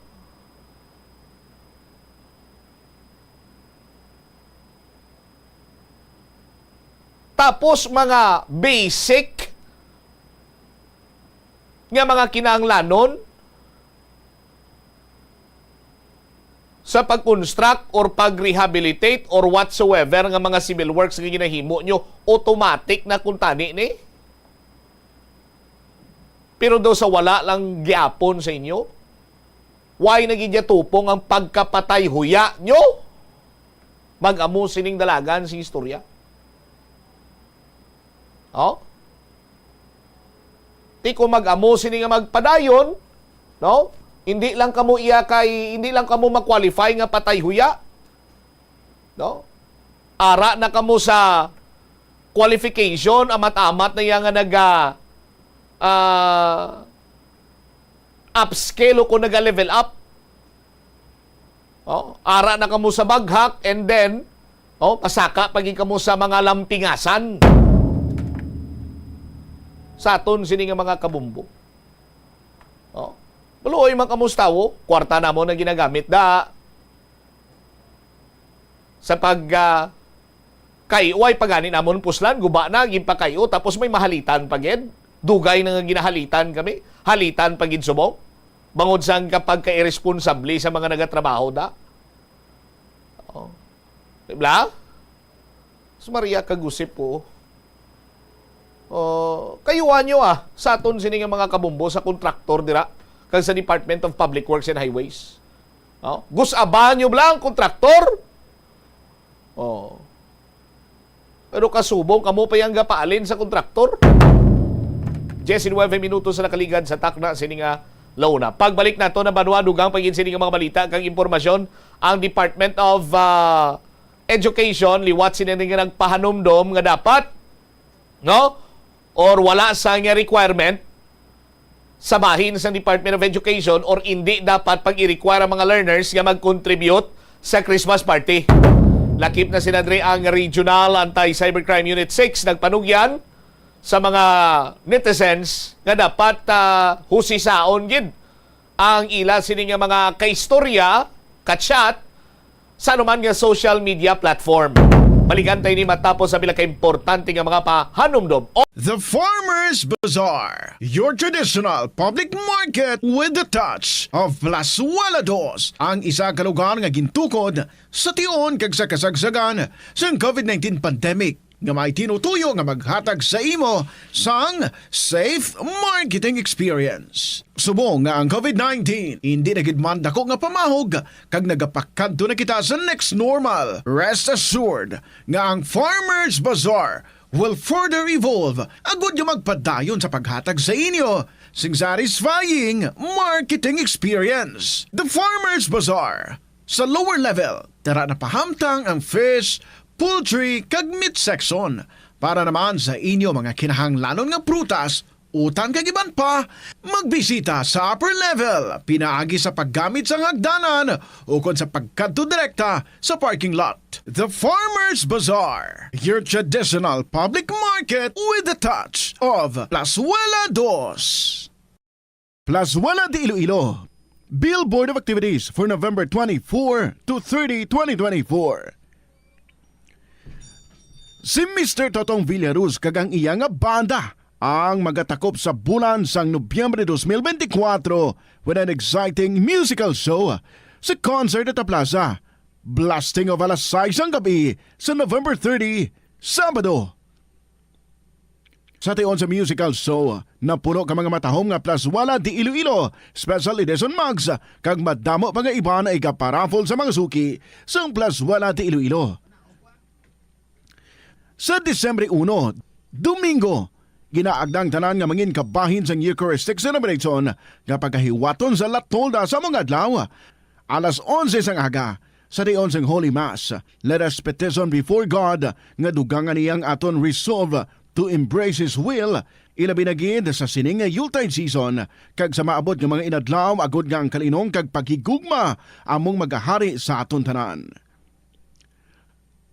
Plazuela de Iloilo, we remain to be one with you in a common hope for a better community in a progressive country in 2024. Hindi malikawan nga ginapangita gid sang isa ka tawo ang foot massage. Magluwas nga manami ini sa pamatyagan. Mayara man ini sa maayo nga benepisyo sa lawas. Sunod kay Dr. Tyler Wheeler, Primary Care Sports Medicine Physician, ang malipot nga foot massage ang makapahagan-hagan sang stress. Ang moderate pressure massage ang safe para sa mga kalabanan nga tawo ilabi na ang may mga kondisyon kaangay sang arthritis kag long-term pain. Mahimo man nga mag-seek sang professional massage therapist para sa imo nga relaxing foot massage. Yari ang mga tips nga dapat mo tandaan para mangin safe kag healthy ang pagkaon sa imong pamilya. Maglikaw sa tuman ka matambok, maasin, kag matamis nga mga pagkaon. Basahon sang maayo ang label sa mga balaklon kag i-check gid ang ilang nga expiration date. I-check sang maayo ang ginabakal nga karne kag isda agud makalikaw sa diarrhea kag food poisoning. Likawan naman nga magbakal sa mga unlabeled kag ginrepack nga mga pagkaon. Kung ginrepack gid man ini nga mga pagkaon, kinahanglan nga mayara sa gihapon ini sang husto nga label information. Ini nga pahanumdom ang ginadulong sa imo sang the #1 and most trusted radio network in the country, Bombo Radio Philippines. Basta Radio Bombo! Kagasto gid bila sa imo adlaw-adlaw kag feel mo gid pirmi ang petsa de peligro bangod nga wala na gid unod ang bulsa. Gamita ang imo bulanan nga spending habits, amo man ang imo bulanan nga take home pay agud nga makasat ikaw sang budget nga imo gid masunod. Wala man sang pulos ang istrikto katama nga budget kaangay sang indi gid pagkaon-kaon sagwa. Apisar nga naandan mo na nga naga-take out ikaw 4 ka beses kada semana. Sa malipot nga pulong, himo ka sang budget nga nagasanto man sa imo nga lifestyle kag spending habits. Dapat nga himuon mo man nga inspirasyon ang imo budget para makaangkon ikaw sang bag-o nga mga hobby, kaangay abi sang pagluto sa sulod sang balay. Ini nga pahanumdom ang ginadulong sa imo sang the #1 and most trusted radio network in the country, Bombo Radio Philippines. Basta Radio Bombo! Kung sa imo pagbugtaw, magpalanakit man lang ang imo lawas, basi hindi ka naman namian magtulog. May panugyan ang pain medicine specialist nga si George Gergis. Simple lang. Una, maglikaw sa pagkaon nga nagapromote sang inflammation. Pilion mo ang madamo nga utan, prutas, whole grains kag seafood bangod ginapataas ni ang antioxidants nga nagabulig sa pag-reduce sang inflammation. Mag-exercise apang hindi man pagpataman. Ang movement nagalubricate sang joints gani nga makalikaw sa pain kag stiffness. Paano bala mahibaluan ang isa ka impormasyon nga nagapatalang? O kun sala? Una, i-check gid ang source kung sa diin inihalin. Kung ang impormasyon halin sa reputable news outlet, makitaan ini sa ilang website. Ikaduha, i-check ang petsa sang gin-publish ang impormasyon o kung ang article. Ikatatlo, i-check ang detalye sang impormasyon. Basta hagid ang bugos nga istorya bangod posible nga ang detalye ang malayo katama sa nakabutang sa headlines. Mag-fact check. Ang pagpanguyab ang hindi man dapat kahangawan suno sa mga eksperto bangod isa ini ka natural nga proseso bilang response sa kakapoy Apang ang ginpaandam sa mga eksperto amo ang sobra-sobra nga pagpanguyab sa diin masobra ka isa ang pagpanguyab sa sulod sang 1 ka minuto. Bilang panugyan sa mga eksperto, mas maayo gid nga magkonsulta gilayon sa doktor kung may nanutisyaran nga increase sa pagpanguyab, ilabi na gid kung wala man lang sang matumod nga rason. Atensyon sa mga mahilig magamit ng aircon. Nagpaandam ang medical expert batok sa mga balatian nga mahimo makuha gikan sa sobra-sobra nga paggamit sini.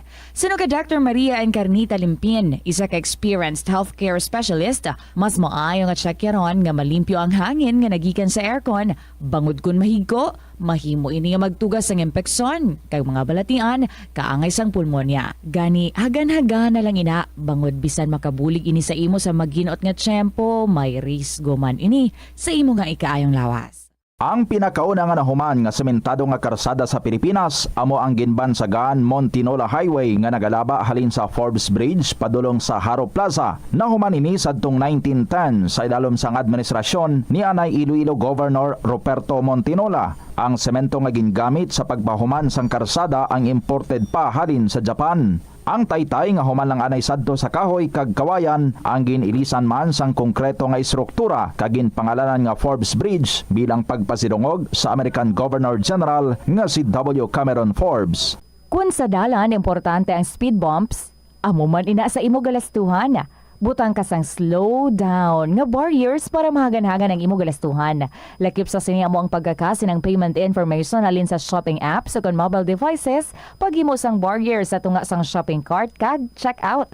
Hindi ka man mag-subscribe sa promotional email sa context kun nabudlayan ikaw mangindi sa sale. Kun kakasun mo ang convenience sa spending, mas makasave ikaw sang imo pinangabudlayan nga kwarta kag sigurado nga malabot mo ang imo financial goals. Ini nga pahanumdom ang ginadulong sa imo sang the #1 and most trusted radio network in the country, Bombo Radio Philippines. Basta Radio Bombo! Sa kasakuon sa mga ginikanan subong, tumalagsahon na lang kamo nagaupod bisan magkaon. Apang bisan anuman kuntani nga kasakuon sang miyembro sang pamilya, hatagi gid sang oras nga kamo makaupdanay sa kalan-an o kon makalagaw kun wala sang trabaho. Kung nagaplano sa aktibidad agod nga maka-enjoy upod ang imo nga pamilya, tandaan nga ang focus nyo amo ang pag-spend sang inyo oras nga updanay kag wala dapat sang iban nga mga bagay nga ginapaminsar kaangay sang trabaho o kon homework. Nakasimba ka na bala sa Miagaw Church?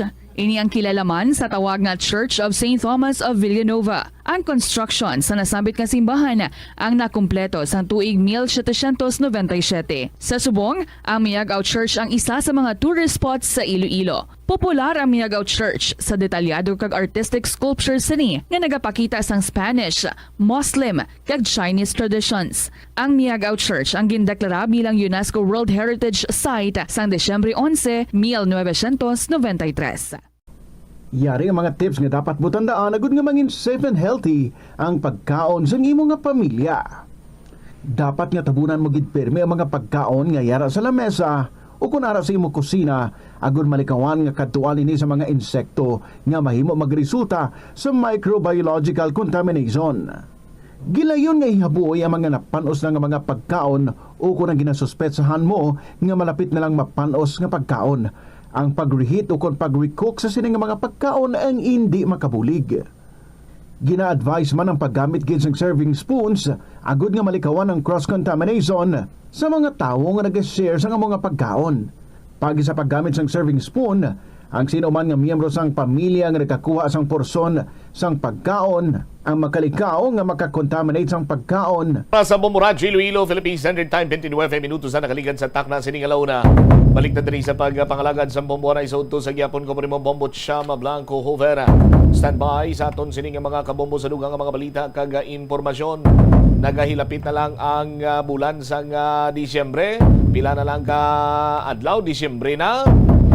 O, ti pagsugod sa Disyembre, iban sini iya first week ng December kag sunod-sunod na dayon, no? After sa first week ng December, no? Sunod-sunod na dayon mga Christmas party, amo man sa mga bulutuan. Gani ang Department of Education diri man nagpahanumdom nga hindi iya required or wise ang requirement ang mga learners nga mag-contribute sa Christmas party.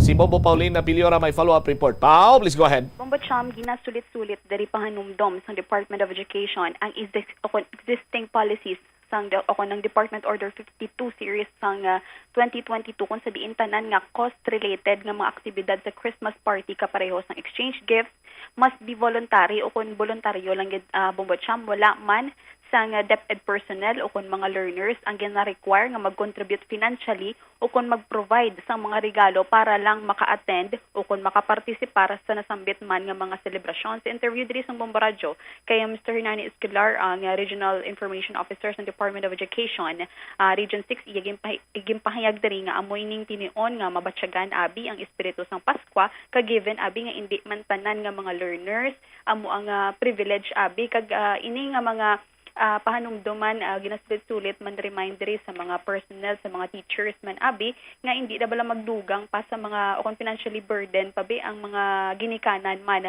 Kaparehas diri ang pagpartisipar sa mga Christmas parties including ining mga themes, costumes abi suluksukon sa mga kabataan, decorations kag gifts na mention hindi siya voluntary, gina-encourage man din nga mag-recycle abi sa mga Christmas decorations sa mga eskwelahan kag wala sang student o kung staff member, DepEd personnel abi, nga magpreparar, mag-contribute abi sa mga gifts.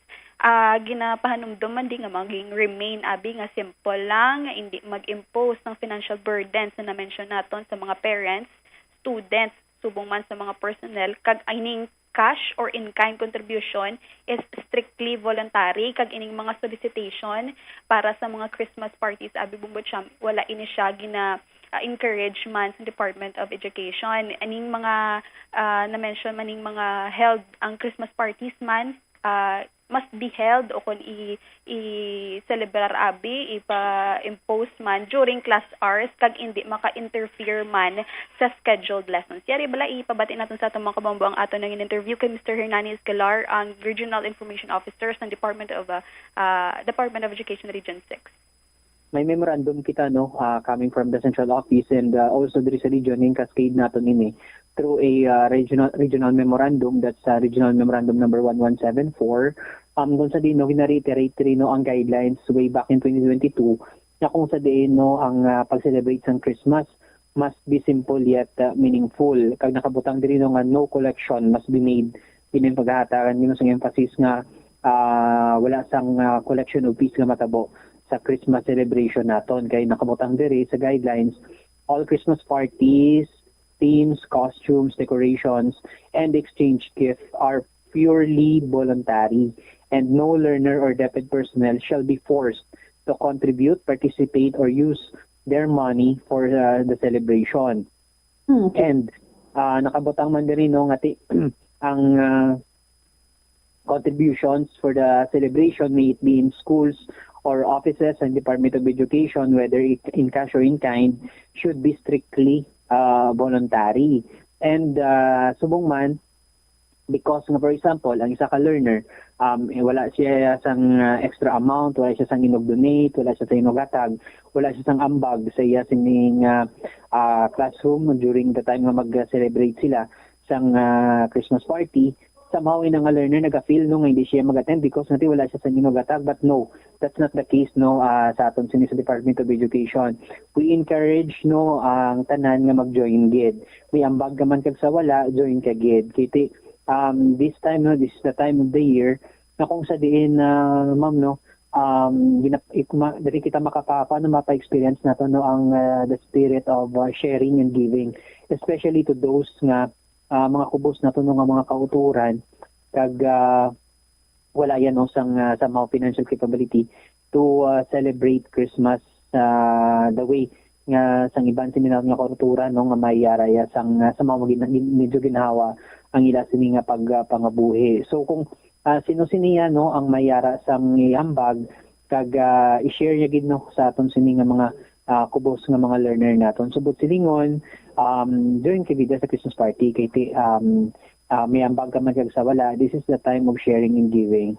Kagamugin na yan ang the spirit of Christmas, daragi din na siyang nakasentro sa paghatag naton sang somehow pagpapamgit nato no sa aton sining mga grasya sa aton sining mga kubos nga kauturan. And also agod sining nga tema somehow makasave kita sa expenses pag subong man sa iban pa sining mga gastos sa eskwelahan. Then old Christmas decors no should be recycled, and the purchase of new decorations are not encouraged, and no learner or DepEd personnel will be required no nga magbakal sini or maghimo sini mga decoration for a certain party.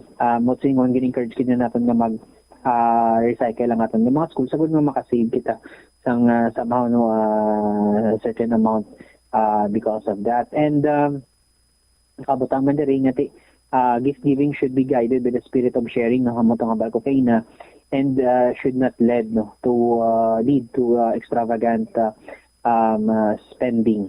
Kag subong man gina-emphasize man sa sining reiterated memorandum naton nga DepEd personnel should be reminded that solicitations, whether in cash or in kind, are not allowed for Christmas parties or holiday celebration. But silingon, this is purely voluntary no. Sa side sang gusto sini nga mag-donate sa aton sini nga mga opisina, pagsubong man sa aton sini nga mga eskwelahan. Nabati Andre Bombo Champ, Mr. Hernani Escaliar sa Department of Education Region 6. All right. Ini si Bombo Pauline Dimitri Piliora para sa the number 1 and most trusted radio network in the country, ang Bombo Radio Philippines. Basta Radio Bombo. Salamat gid Bombo Pauline na Piliora. So nabatian to sa aton sining mga manunudlo no kag kabay pa kung gusto iya nga mag voluntaryo nga maghambal biang isa ka estudyante nga ma'am mapaluto ako sa kay mama sang bihon kag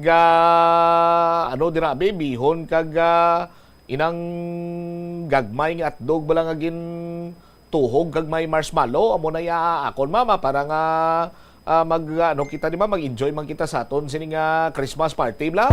O di pwede na ya pero siling nga i-require mo ang learner nga dapat amo ning dalon mo ikaw Crisilugo dala ka sang crispy pata no. Tapos ang classmate ni Crisilugo abi nga babae ikaw Stephanie Tubid ang imon siniya dalon pansit mulo.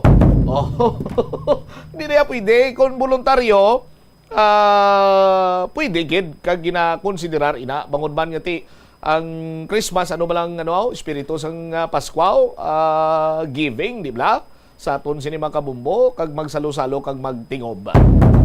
37 minutos na nakaligad sa takna sining alauna. Rako 6 nagpanugyan sa mga netizens, mga mayara sang social media account nga dapat kung may ginaistorya kamo dira nga tawo dapat to sisaon nyo man no.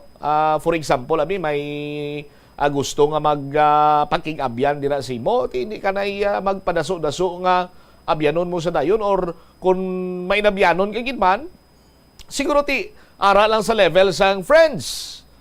Pero not to the extent nga magsalig ka na sa iya, nga kung ano man dira iya mga pribado sining imo sining iya nga sa private nimo nga kabuhi bla. Ang lakip na dira ang private parts mo, ipakigbahin mo man siya just like sa natabo sa kay Mysterious Girl. Ini niya kuno dapat gid sa aton sini mga kabumbo. Yari si Bombo Jom Marvilla kasugpon sa iya sining follow-up report. Joms, sa report please go ahead. Pandat diri ang RACO Region 6 no kunin Regional Anti-Crime Cyber Unit sa mga social media user nga hindi magpadaso-daso o kung magpakampante sa mga kachat sa cellphone especially karon sa mga mobile application bubutsam na bangod sa sining tabo man sa sining ginpabumbo no sa sining babaye matapos kay ni siya ang naging blackmail no sa sining kachat nga ginapayan kuno ini siya ang isa ka foreigner no sa madumduman sa aton sining mga kabombo ining tagreklamo kun ining nagpabombo diri amo ni si Mysterious Girl sa probinsya sa Iloilo matapos nga mga pilaban kuno ka bulan no ang ila sining sa tanay nga duha bumutsap hasta kati siguro gusto sa nga kano nga mag-level up ang ilan sining conversation amo to nga nag-demand siya no sa pangayo sa picture akaon sa din nag-request pag ini siya sa mga nude photos no kun ining mga hublas nga laragway bumot sa hasta sa ulihi ang nag-demand ini siya ang ining biktima kun ining babaye nga hindi na siya no magpadala sa picture bubutang pero dogin blackbear siya sa kano kun sa siling foreigner nga kung hindi sa kuno magpadala sa siling mga nude photos ipang send ya no? O kung di palaptay sa social media ang nauna na sining agin pang send sini karon nga laragway no ti rason nga nagidangop diri sa aton kag na refer na ton diri karon sa may regional anti crime cyber unit o kun ining Araco Region 6. So sunod diri kay Police Captain Rex Calubing ang Assistant Chief for Operations ang nasabit karon nga talatapan. Iyagin pahayag nga ating advice sa biktima nga magkadto no sa ilang siling opisina agod nga maimbestigaran sa maayo kag may edged no ang ining naga-blackmail sa sining nasabit karon nga natungdan bumutsang no kag way man sa dapat nga kabalakan no kay akon babaye ang biktima ti babaye man ang naga-interview kung lalaki ti lalaki man tapos ka hindi bla siya huya kung may mga sensitibo to karon gabahin nga ipakita ining nasambit karon nga taga-reklamo bumutsang ang gina-advise ni no kay total kung lang tawon hindi laman isa siguro sini ang naga-experience no kundi sa ibang siguro nga social media user ang naga-experience man sa kasubong sini. Kung may mga kasubong sini karon nga mga senaryo sunod diri kay Captain Calubing mas mayo nga ipang screenshot no ang conversation asang imo sini nga ka-chat abi no para at least may ara ikaw sang ebidensya nga may mga proof no nga naga-demand siya abi sa amo sina kag nagapahog nga ilapta sini ang imo sini nga picture kung hindi ka abi no magsunod sa iya sini nga hingyo bumutsam nga isa ni sagin aplastar nga himuon sang mga biktima if ever nga may mao sini karon nga senaryo duga pa sinisa nga tungdan ang establish nila una na kun bala ang kachat sini kun matuod gid man sini nga foreigner no kay basi lang kun sa social media namo dad sa mapamagi kung paano nga pwede ka makapadisguise sang mga tao na nga ngita kalada sang picture kung gusto mo da nga artista pwede mo man mabutang tapos butang ka mo sa lain nga pangalan pero sa code gali sina lain nga personalidad no so mo nang establish sa kapulisan kung ever kung diri man sa Pilipinas o kung sa luwas sa pungsod kay kung diri sa Pilipinas di kalabanan sining ginahimo patigayon sila sang entrapment operation bumutsam ang pamangkot sini kun matuod sini karon nga foreigner gid man tapos amo na nga ginapahog nga ipalapta ang laragway so bagod gati luwas sini sa pungsod so hindi na patigayon sang entrapment sini ang himuon may mga proseso ini na nga i-submit sa nasyonal nga bahin so makulik ining mga ebidensya kag may proof gid man ginasubmit nila di sa nasyonal kag amo na ang national DOJ no ang ma-coordinate dito sa luwas sa pungsod kung sa diin man nagatiner no ang ining nasubmit nga foreigner agod nga ireklamo no regarding karon sa sining insidente di medyo malawig-lawig sunod kay Captain Calubing puputsam pero ginatinguan nila kung paano nga badres ang concern kag hindi na bala masulit pa ang kasubong sila natabo especially sa sining nasambit nga biktima. Dilakip sini sunod sa tungdan ang ma-advise na sini sa mismo sa user na kay amo lang balanon nga why sa manugtunto on why sa nagapatunto bumutsam no di amo na una sunod sa tungdan antes ka na mag accept na no sa mga friend request hibalo na nay no kung anong background sina kag constantise importante diri kursanan nga di kaya magpadala no sa gibos sini karon nga mga sensitibo nga bahin sa lawas agod nga way ka sa hinulsulan sa ulihi kay iban sini karon nga may mga malaing nga tuyo sunod kay Captain Calubing iban sini do una lang mayo protect sa ulihi kon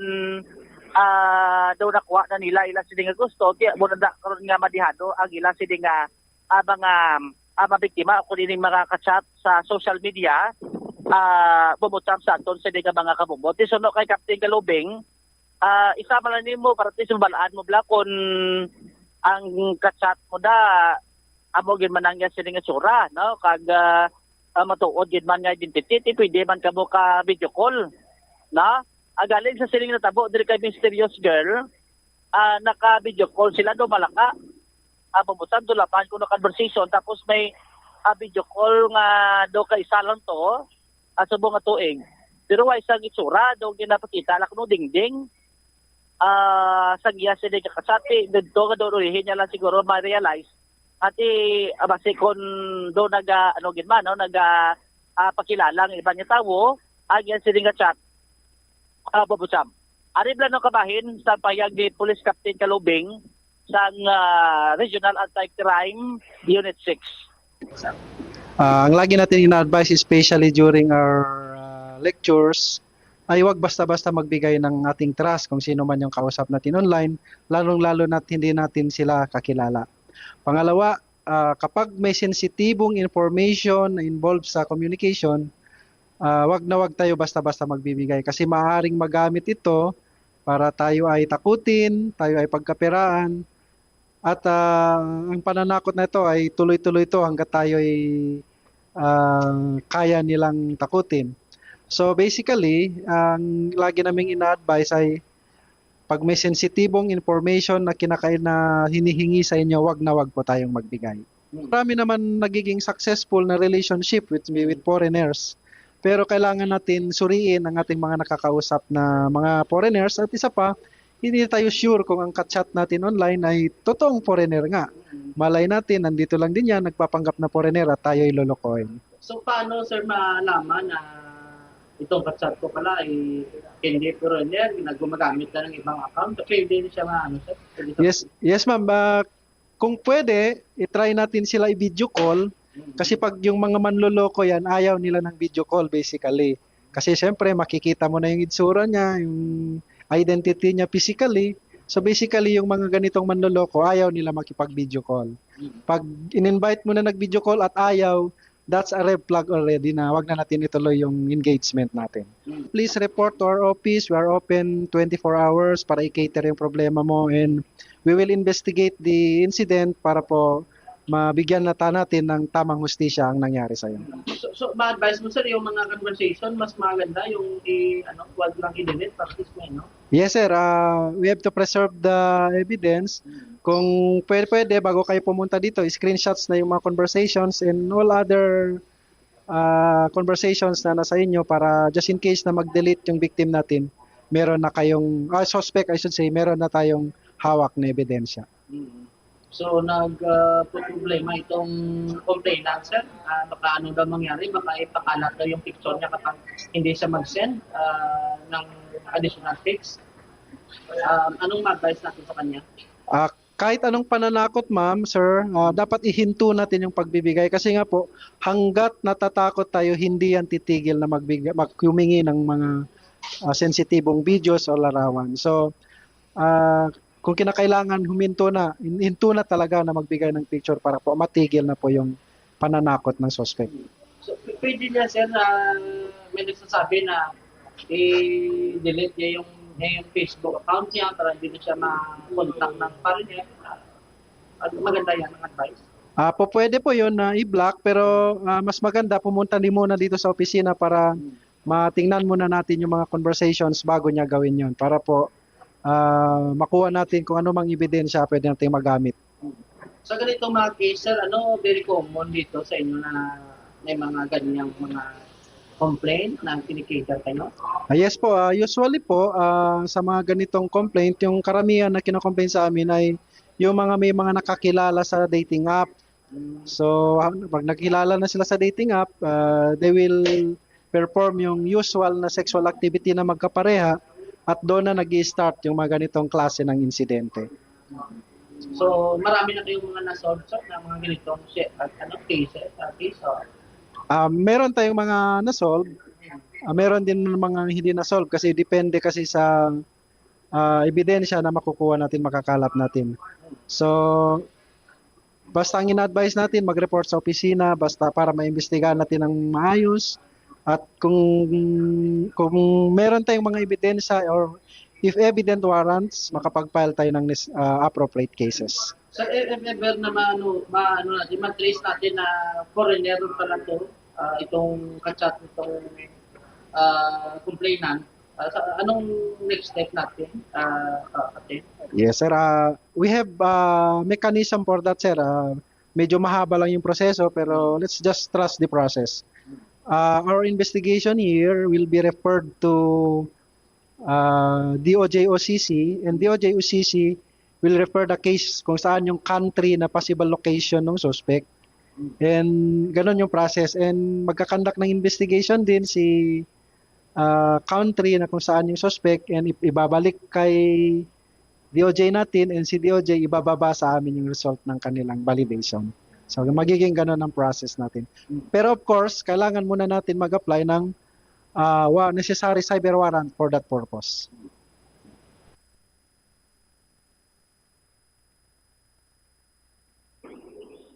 Na batian si Police Captain Rex Calobeng sa Regional Anti-Cybercrime Unit 6 Bumitsam. So, amuning panumdom karon, no, regardless man sa edad, kahit ang nagreklamos ni medyo may edad naman, pwede din siya matabo, no, sa mga ulihing tubo, especially sa sining mga kabataan, ibang siniganit, mga ang pamangkot ng reklamo na si Mysterious Girl sa RACO 6. Yes, nakakadto na siya.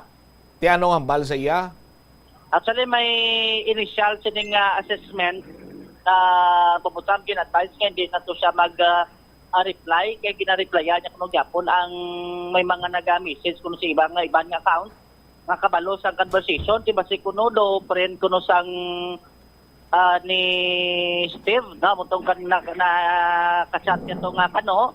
Ang mutong nagambal nga palapta ang yan siding laragway ko din sa pag-send sa mga nude photos. Di ba to may mga nag-chat ko nga daw mga lain nga mga personalidad. Ang ginadvance nga hindi na sa pag i-chat kag the same time. Matrace ni ang social media account ni Certain Steve gani? Agin tuha na to sa RACO 60 ulaton lang kay may advice to matawag lang mo sila kung anong mga developments at for the same time ang gin-advise diri kuno sa kay Mysterious Girl nga hindi lang siya mag-reply sa ini yung mga hindi kilala nga mga personalidad nga nagapalabot sa mensahe sa iya pumutsam kag ang saan o mabalaan ang resulta sang pagpangusisa sang RACO 6? Ate mo na ang way pa masabalaan depende na sa dalaga sa investigation. Ti mayo tani kung makadalaga ng investigation kay madasig-dasig nalibla kon ego daw. Ate amo na ang abalantaya andra no. Anyway, Joms, kay balaan mo ang mga kasubong sini. Ako nagapati kuya nga matrace ini. Kay hindi ka man makahimo katulad ang isang Meta Meta mo nga account or Facebook account mo kung wala ka sang email address. Sa email address nimo ara dira nakabutang man ang imo siniiya nga detalye, magluwas lang kung bugos na kag mabalaan man nagyapon. So expertise ini sang yara sa cybercrime unit, that is why nga may create gani nga cybercrime unit no, para nga maglagas sa mga kasubong siniiya nga tawo. Pero ano plastada man kung trust the process. Hambal ni Sir ti basi kon 20 na tong nabiktima ni Certain Steve gani. Tapos hindi pa nila lang kilala or makilala kung sinong sa likod sina. Kaluluoy man ang mabiktima sini. Okay man nga advisean ta nga hindi na mag-communicate or i-end na ang connection or whatsoever. Pero amo na blang sitwasyon nga ti na ano na mo natabo na sa aton sini nga mga kabumbuti. Anong himuon sang Regional Anti-Cybercrime Unit 6 Bumbo Jomar kay kung si Sir pati may mga kaso man nga nagakasulbar, ang iban sini wala man nagakasulbar, ti basi bala ko ng reklamo sining ni Mysterious Girl maigo sa wala nagakasulbar, Joms? Amo na ang isa karon sa dapat nga ma-address man.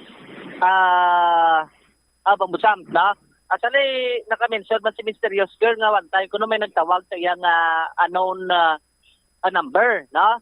Umpisa lang to lang nga pandam to si certain state nga palaktang picture. Pagka sunod adlaw may nagatawag kuno siya nga ano number. May time kuno nga sabat siya sa tawag pero wa siyang nag-istorya siya. May nabatian na sa kuno nga gamay nga tingog nga daw nagatagalog.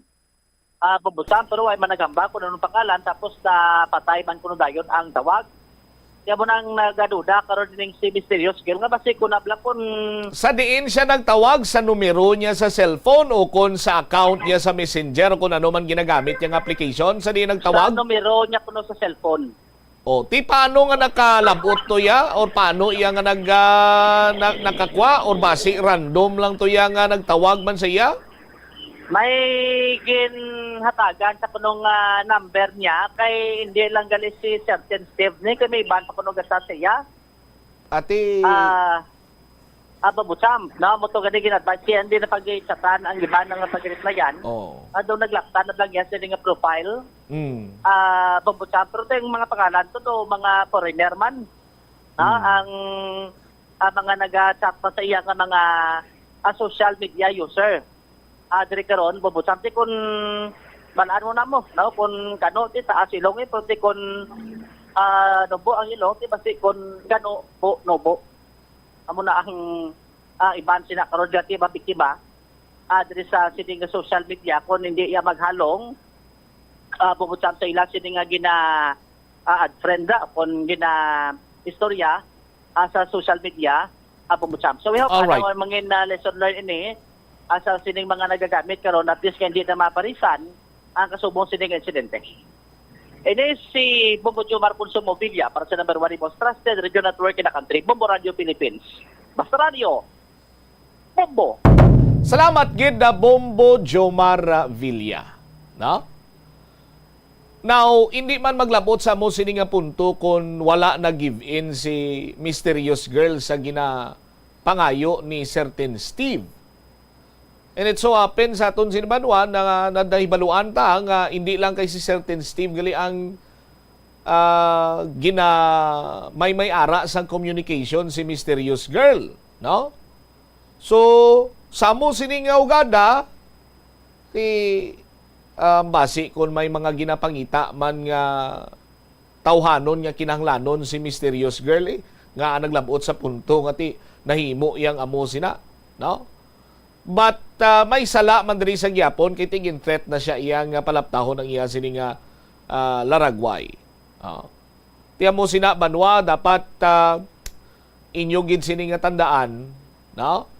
Nga ang mga kasubong sini iyang buluhaton, no? Kung sa ano pabala ti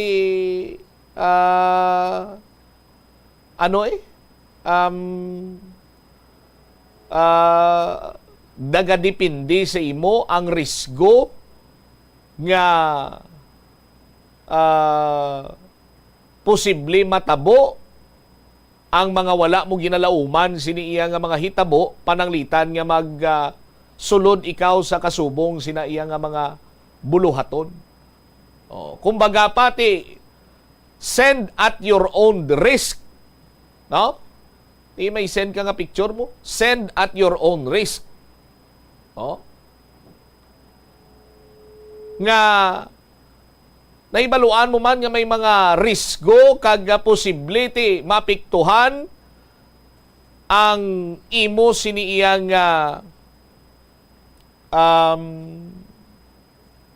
pagkatawo sa pangkabilugan no, makatugas ang stress.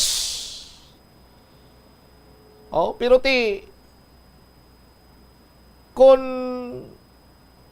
maglabot iya sa punto banwa nga may mga kasubong sini, ti nagakinahanglan na ginman sang bulig sang aton sini nga mga otoridad. O galing kay ti kun kaisa may pila naman iya ka mga kahigayunan banwa nga daw kasubong nga nagpanghugas gani ang mga taga anti-cybercrime unit. During sa tsimpo ni Sapuan tubla sa Pavia sa Santa Barbara, Bumbukris. Bayi tubla. Sino gani itong ngalan niya? Claire Gergos. Claire Gergos sa murder case. Estancia massacre. Kinahanglan pa kuno sa mga court order, kinahanglan pa sang NTC order, so on and so forth. Sa aton sini nga mga kabumbo. Kay ti amo kuno na ang proseso eh. Piriti kon tumuron tagid kag nahibaluan naton nga expertise ang anti-cybercrime ang magpanghusisa, ako yan nagapati ko nga masara nga matumod kung indeed foreign national or basi nagapakuno-kuno lang. Kag diri man lang iya sa Iloilo, ining tawo nga nagapanunto. Kay ti sarang ina iya nga matrace, pinaagi sa iya sini nga email address. Sarang ina matrace, pinaagi sa mga postings diya sa Facebook, sa Messenger. Ugali kiti kinanglan pag ikuno nga mag-agi gidiya sa proseso. Ti kon mag-amusin na gani banwa, nakapalagyo na yang suspitsado, nakapamiktima na siya, galibog pa iya sa gyapon ng ulo sa trust the process para iya nga mauntat or mabatuan, mapakig-awaya naton ining mga nagapangnunto gamit ang teknolohiya. Langalang na ginaton sini nga tsimpo diri sa aton sini nga pagpangalangan iban nga mga balita kag impormasyon itugyanta sa iban sini Manusin Public Affairs Program sang Bombo Radio Iloilo. Standby na sa kapon lamang program kaupo naman sa kay Tita Regine. Ini si Bombo Chama Blanco Vergabilin sa imo sang manenay nga hapon may God bless us all. Para sa the number one most trusted radio network in the country ang Bombo Radio Philippines. Basta Radio Bombo! The Farmers Bazaar, your traditional public market with the touch of Plazuela Dos, ang isa ka lugar nga gintukod sa tion kag sa kasagsagan sa COVID-19 pandemic nga may tinutuyo nga maghatag sa imo sang safe marketing experience. Subong nga ang COVID-19 hindi na gid man dako nga pamahog kag nagapakadto na kita sa next normal. Rest assured nga ang Farmers Bazaar will further evolve agud yung magpadayon sa paghatag sa inyo sing satisfying marketing experience. The Farmers Bazaar. Sa lower level, tara na pahamtang ang fish, poultry, kag meat section para naman sa inyo mga kinahanglanon nga prutas, utang kag iban pa, magbisita sa upper level, pinaagi sa paggamit sa hagdanan o kon sa pagkadto direkta sa parking lot. The Farmers Bazaar, your traditional public market with the touch of Plazuela Dos. Plazuela de Iloilo, Billboard of Activities for November 24 to 30, 2024. Si Mr. Totong Villaruz kag ang iya nga banda ang magatakop sa bulan sang Nobyembre 2024 with an exciting musical show sa concert at Plaza. Blasting of alas 6 ang gabi sa November 30, Sabado. Sa tion sa musical show, napuno ka mga matahom nga Plazuela de Iloilo, special edition mugs, kag madamo pa nga iba na ikaparafol sa mga suki sa Plazuela de Iloilo. Sa Disyembre 1, Domingo, ginaagdang tanan nga mangin kabahin sa Eucharistic celebration nga pagkahiwaton sa Latolda sa mga adlaw. Alas 11 sang aga, sa diyon sang Holy Mass, let us petition before God nga dugangan niyang aton resolve to embrace His will, ilabi na gid sa sining nga Yuletide season, kag sa maabot nga mga inadlaw agud nga ang kalinong kag paghigugma among magahari sa aton tanan. Plazuela de Iloilo, We remain to be one with you in a common hope for a better community and a progressive country in 2024. Ang pinakaunang exclusive school for boys kag dormitory sa Pilipinas ang gintukod sa banwa sang Tigbawan, Iloilo. Ini gintukod sang tanyag nga Jesuit priest kag historian nga si Father Pedro Chirino sadtong 1592. Ginapahayag nga binulan pa lamang nga nakaabot si Chirino sa Tigbawan, natun-an na sini ang lokal nga lingwahe nga Haraya nga amo ang ginapatihan, ginhalinan sang Kinaraya. Nagsulat man siya sang catechesis sa pulo nga Haraya. Si Father Chirino upod ang isa pa ka Jesuit brother nga si Francisco Martin ang nagtudlo dito sang catechism, reading, writing, Spanish kag liturgical music sa mga kabataan sang mga prominente nga pamilya nga Ilonggo kag Espanyol sa banwa. Sang 1975, nagpahamtang sang marker ang National Historical Institute sa banwa sang Tigbawan bilang pagkilala sa amo nga maragtas. Paano bala magpain sang basura sa panimalay? Magpreparar sang separado nga suludlan para sa wet kag dry kitchen waste. Magpreparar sang duha ka mga suludlan para sa dry waste sa bilog nga balay, isa sa plastic kag isa sa papel. Ibutang sa isa ka suludlan ang mga bagay nga pwede pa magamit liwat ukon mabaligya kag ihaboy naman sa gwa sang puluyan pakadto sa basurahan ang mga wet wastes. Makakinot kag makakwarta ka na, makabulig ka patipig kag sa katinlo sang imo palibot. Panugyan na rin sa eksperto kung kwarta ang paghambalan. Apesar limitado ang imo abilidad nga mag-invest, ang gamay nga contribution sa investment accounts ang makabulig sa imo nga magamit ang earned money nga maka-generate sang dugang nga income. Ikonsiderar ang pagbukas ng retirement account o kung iban nga investment account. Ini nga pahanumdom ang ginadulong sa imo sang the #1 and most trusted radio network in the country, Bombo Radio Philippines. Basta Radio! Bombo! Yari ang mga simple nga pagiagon makakinot sang tubig. Hindi mag-shower o kung maligo sang malawig. Sa sulod sang panimalay, kalabanan sang tubig ang ginausar sa pagpaligo. Nagalabot sa 24% sang tubig sa panimalay ang natigana sa pagpaligo sa mga miyembro sini. Ang pagpanubo sang tiyempo sa pagpaligo sang 2 ka minutos ang makabuhin sang 30% sang ginakonsumo nga tubig. Maggamit sang shower timer o kung mag-set sang alarm sa imo cellphone kag ilimit lamang sa 4 ka minuto ang pagpaligo. Kung nagagamit sang shower kag nagahulat pa sa pag-init sang tubig, saluda sang balde ang nagailig nga mabugnaw nga tubig kay sarang paining nga magamit. Kaunta sang La Paz Batchoy. Ang Iloilo ang kilala bilang home of La Paz Batchoy. Mahimo kagid nga maglibot sa Iloilo, mag-food trip, kag ikaw mismo ang maghusgar kung ano ka namit ang La Paz Batchoy. Pwede mo gid ma-enjoy ang La Paz Batchoy nga may pandesal kag puto. Butangi man sang gamay nga paminta kag patis ang sabaw. I-mix ang maayo, kag enjoy. Kung kulang pa kag wala pa nabusog, pwede gid nga magpadugang sang sabaw. Kunyara ikaw sa simbahan, importante ang pag-practice ang good manners and right conduct bangod lugar ini sa pagtuo. Sa sulod sing simbahan, makita ng mga tawo nga malinong bangod sa pagtahod sa sagrado nga lugar kag sa iban nga tawo nga nagasimba. Yari ang dapat himuon kung magpadulong o kunyara sa sulod sing simbahan. Magsuksok sang formal nga bayo kung magsimba. Likawan nga mangin kaswal o kung magsuksok sang revealing nga bayo. Magpadulong sa simbahan antes mag-umpisa ang misa bilang pagpakita sang respeto. Apang kung late na ang imo pag-abot, magsulod sa simbahan sang malinong kag magpangita sang purungkuan nga wala sa may nagkakatublag nga iban. Mangin mahipos o kung sa maghambal sa manubo lang nga tono sa sulod sang simbahan. Hindi pagdisturbo ng ibang nga tao pinaagi sa pagchismis o kung paggamit ng cellphone. Magupod sa pagpangamuyo kag pagkanta.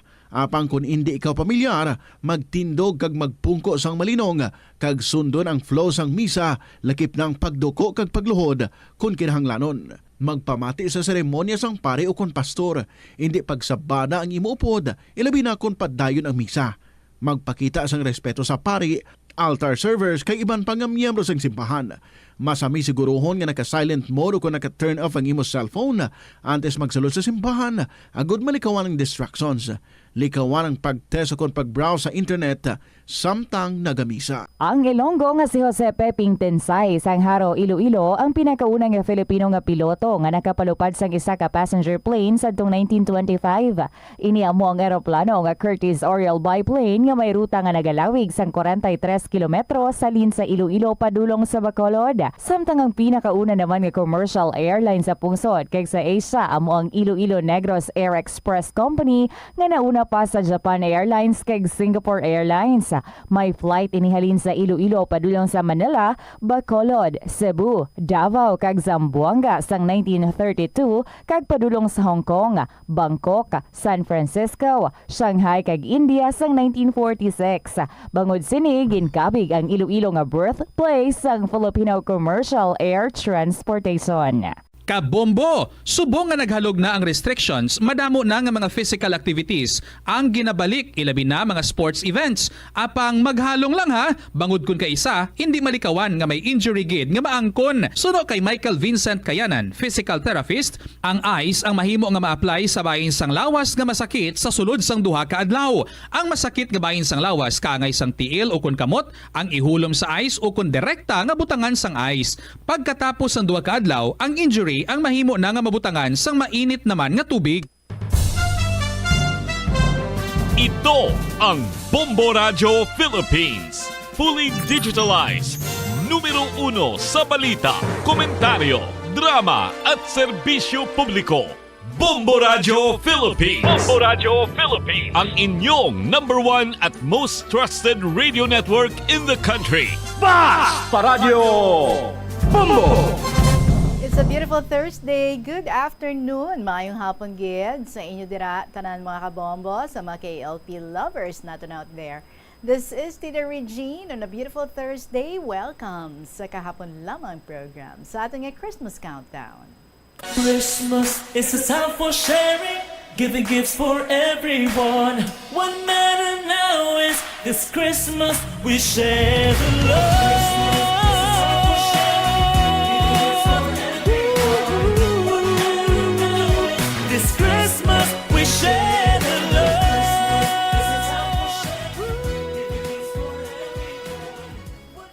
Mga kabombo, exactly 27 days to go before Christmas. Ready na ang ipanghatag nyo dira, mga pangregalo ninyo dira.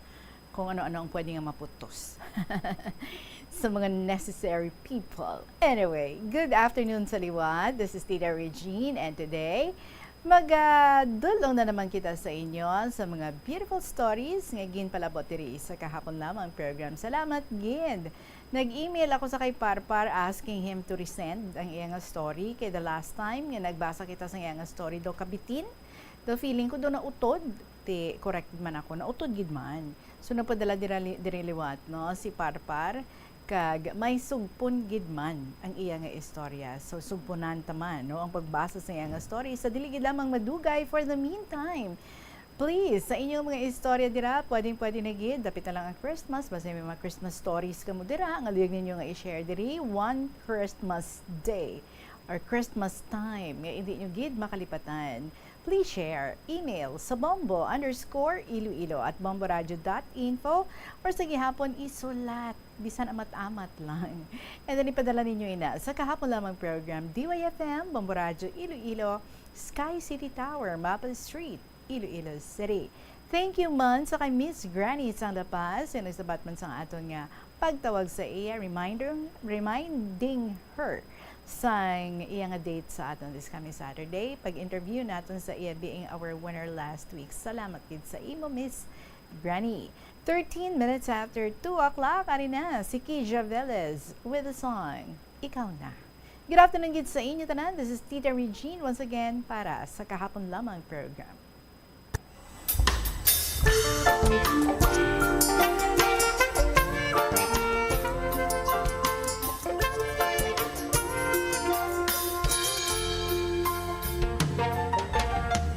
Heto ka na naman muling kumaputok sa aking puso. Pag-ibig na kay kulito, puso tila di ka na bago. Di isa pinagkakait, maligayang minimithi. Ayoko lang masaktan ka muli at bumalik sa pagkakasawi. Eto'y ba alam mo,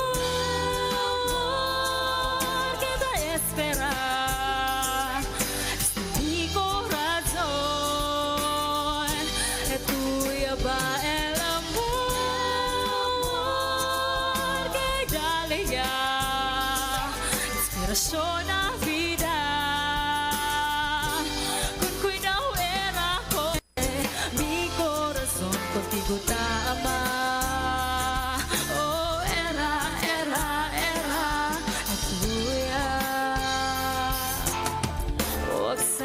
Magmadali sa papitig at tatlong puso. Kung bubuksan kita muli, sana'y bumalik ng iyong ngiti. Eto'y ba alam mo, kita espera. Este mi corazon. Eto'y ba alam mo,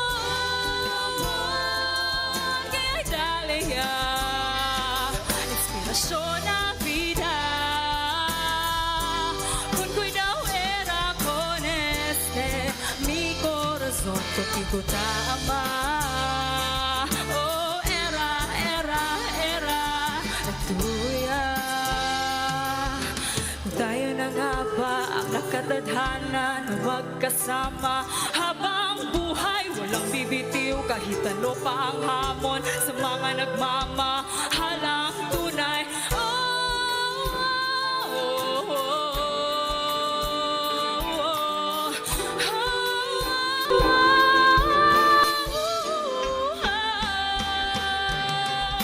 Ikaw na nga bang pag-ibig nang hinihintay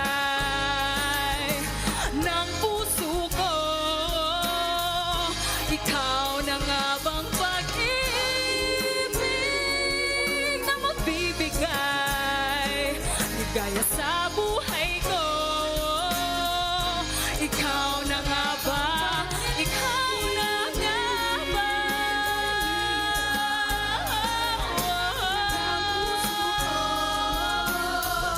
Ikaw na nga ba? Ikaw na nga ba?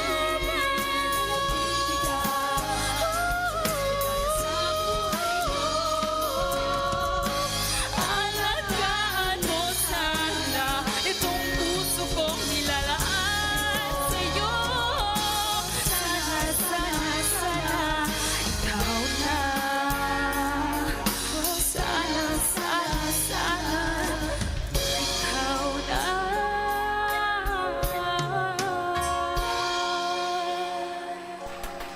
Yes, ikaw na. Who knows? Ikaw na. No? This Saturday, ato nga malawgan nga winner sa ato nga programa. Kahapon lamang program. Gani sa Liwat, share your beautiful stories.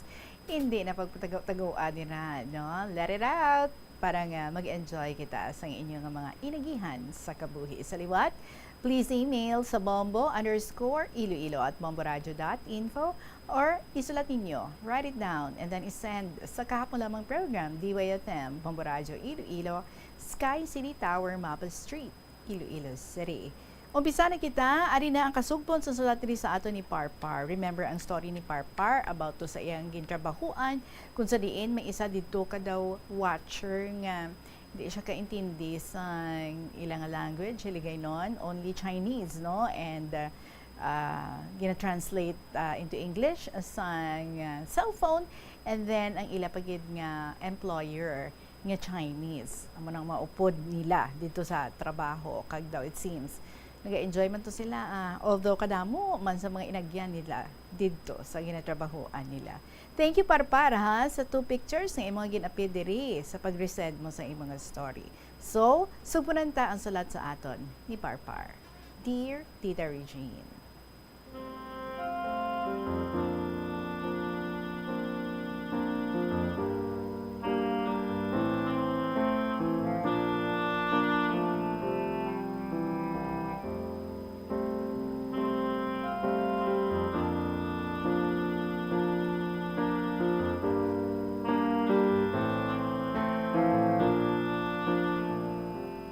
Sa among tita nga ginateneran, gabalon gintana ining incheck duha ka cases ka beer kag talaba kag bira inom, ga brief. Kung maglibot-libot sa balay ba ga brief ginasunlog manamon. Himo namon kalingawan. Isa pa gito kagabi, he invited me to drink. Ti sabat ko, sure, I'll join you. So inom kami, nabalong siya. Mga tawo ginapangkisan niya, ang mga nagalabay, kag ginapang libre niya kang beer. Ti kuha mo ko soft drinks sa tinapay Ti 1K kwartaya mangkotya ko. Is my money enough? Yeah, that's too much. Hambal ko. Tinawili ta nakainom. Na ano ko bala kay basi masaputihan. Tiga pangkis nga daan. Tiginhagad ko mapuli na. Silingan ko the people here are dangerous. Ti mayad. Nagupod man sa akon. Kaging kulbaan guro, ginhatod ko pa sa kwarto niya sa second floor kay balong na gid. Isa pa gid, sang na-refer ako sa hospital sa sinilang November 25, 2024, kay hindi ako kalakat. Mga upod ko to, mga na high blood, nabalian, may gasakit ang tiyan, may asthma, may na-stroke, may nabunan. Ay, kasadya lang ka mga upod ko, kay hindi ko katulog kung gabi. Kapin pa mga tigulang, kagahod. Di may rasyon kami na aga, udto kaghapon, tagduha ka putahi ang sudan, mga manamit pa. So sa hapon, alas 4 ang rasyon. Temprano pa ang panyapon, tapos ang kanon, 3 lang katimo. Ahay, kay gamay, temprano ka man gutumon. Ang mga tigulang, kung gabi, mansigbukad lang sang ilang maraman. Bukas kabinet, mangkadwa sang karanon, kay temprano pa nagutom. Bao mga kalas ka mga plastik, mga nagakalahulog, igot sa mga katre. May wild man ng mga tigulang, kay hindi ka pangihi. May mabangon, kay mapuli na kuno, bisan alas 12 na sang gabi. Bisan may gakabit sa akon bala. Bao, siguro ang dextrose na namin niya, no? Ay, gabulig pa ako sa ingod ko nga naga-wild. Hay tanan nga ni, makadisturbo gid sang imo nga katulugon. Amo kun aga na lang ako gatulog. Then, there are even nursing aides around to check your vital signs. Pukawon ka pa. Hay na lang. Things that were meant to be funny but ended up being disturbing. These are all my funny experiences. Tikong kapamati ka mo dira, girly. Hi sa imo, ari na. Masadyata na agyan sa makamot ka mga incheck. Gerald Alegre, Sinem Sigmar. So that's all, tita, and thanks for reading my story. More power and God bless sa imong program. Again, Parpar, Sang 2nd District.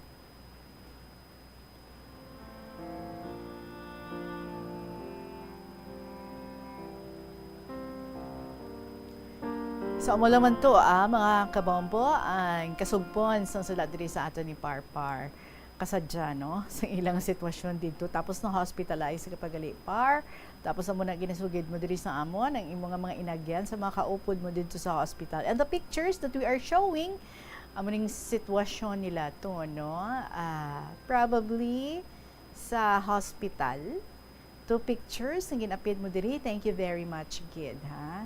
Sige, I hope you're okay now and everything is well. So, salamat kid sa imo again for another story, Parpar, sa 2nd District. Magapanambalik kita mga kabombo pagkatapos ng pila ka mga importante ng mga pahibalo. It is now. Sa Pilipinas, ginbuksan sa Iloilo sa 1877.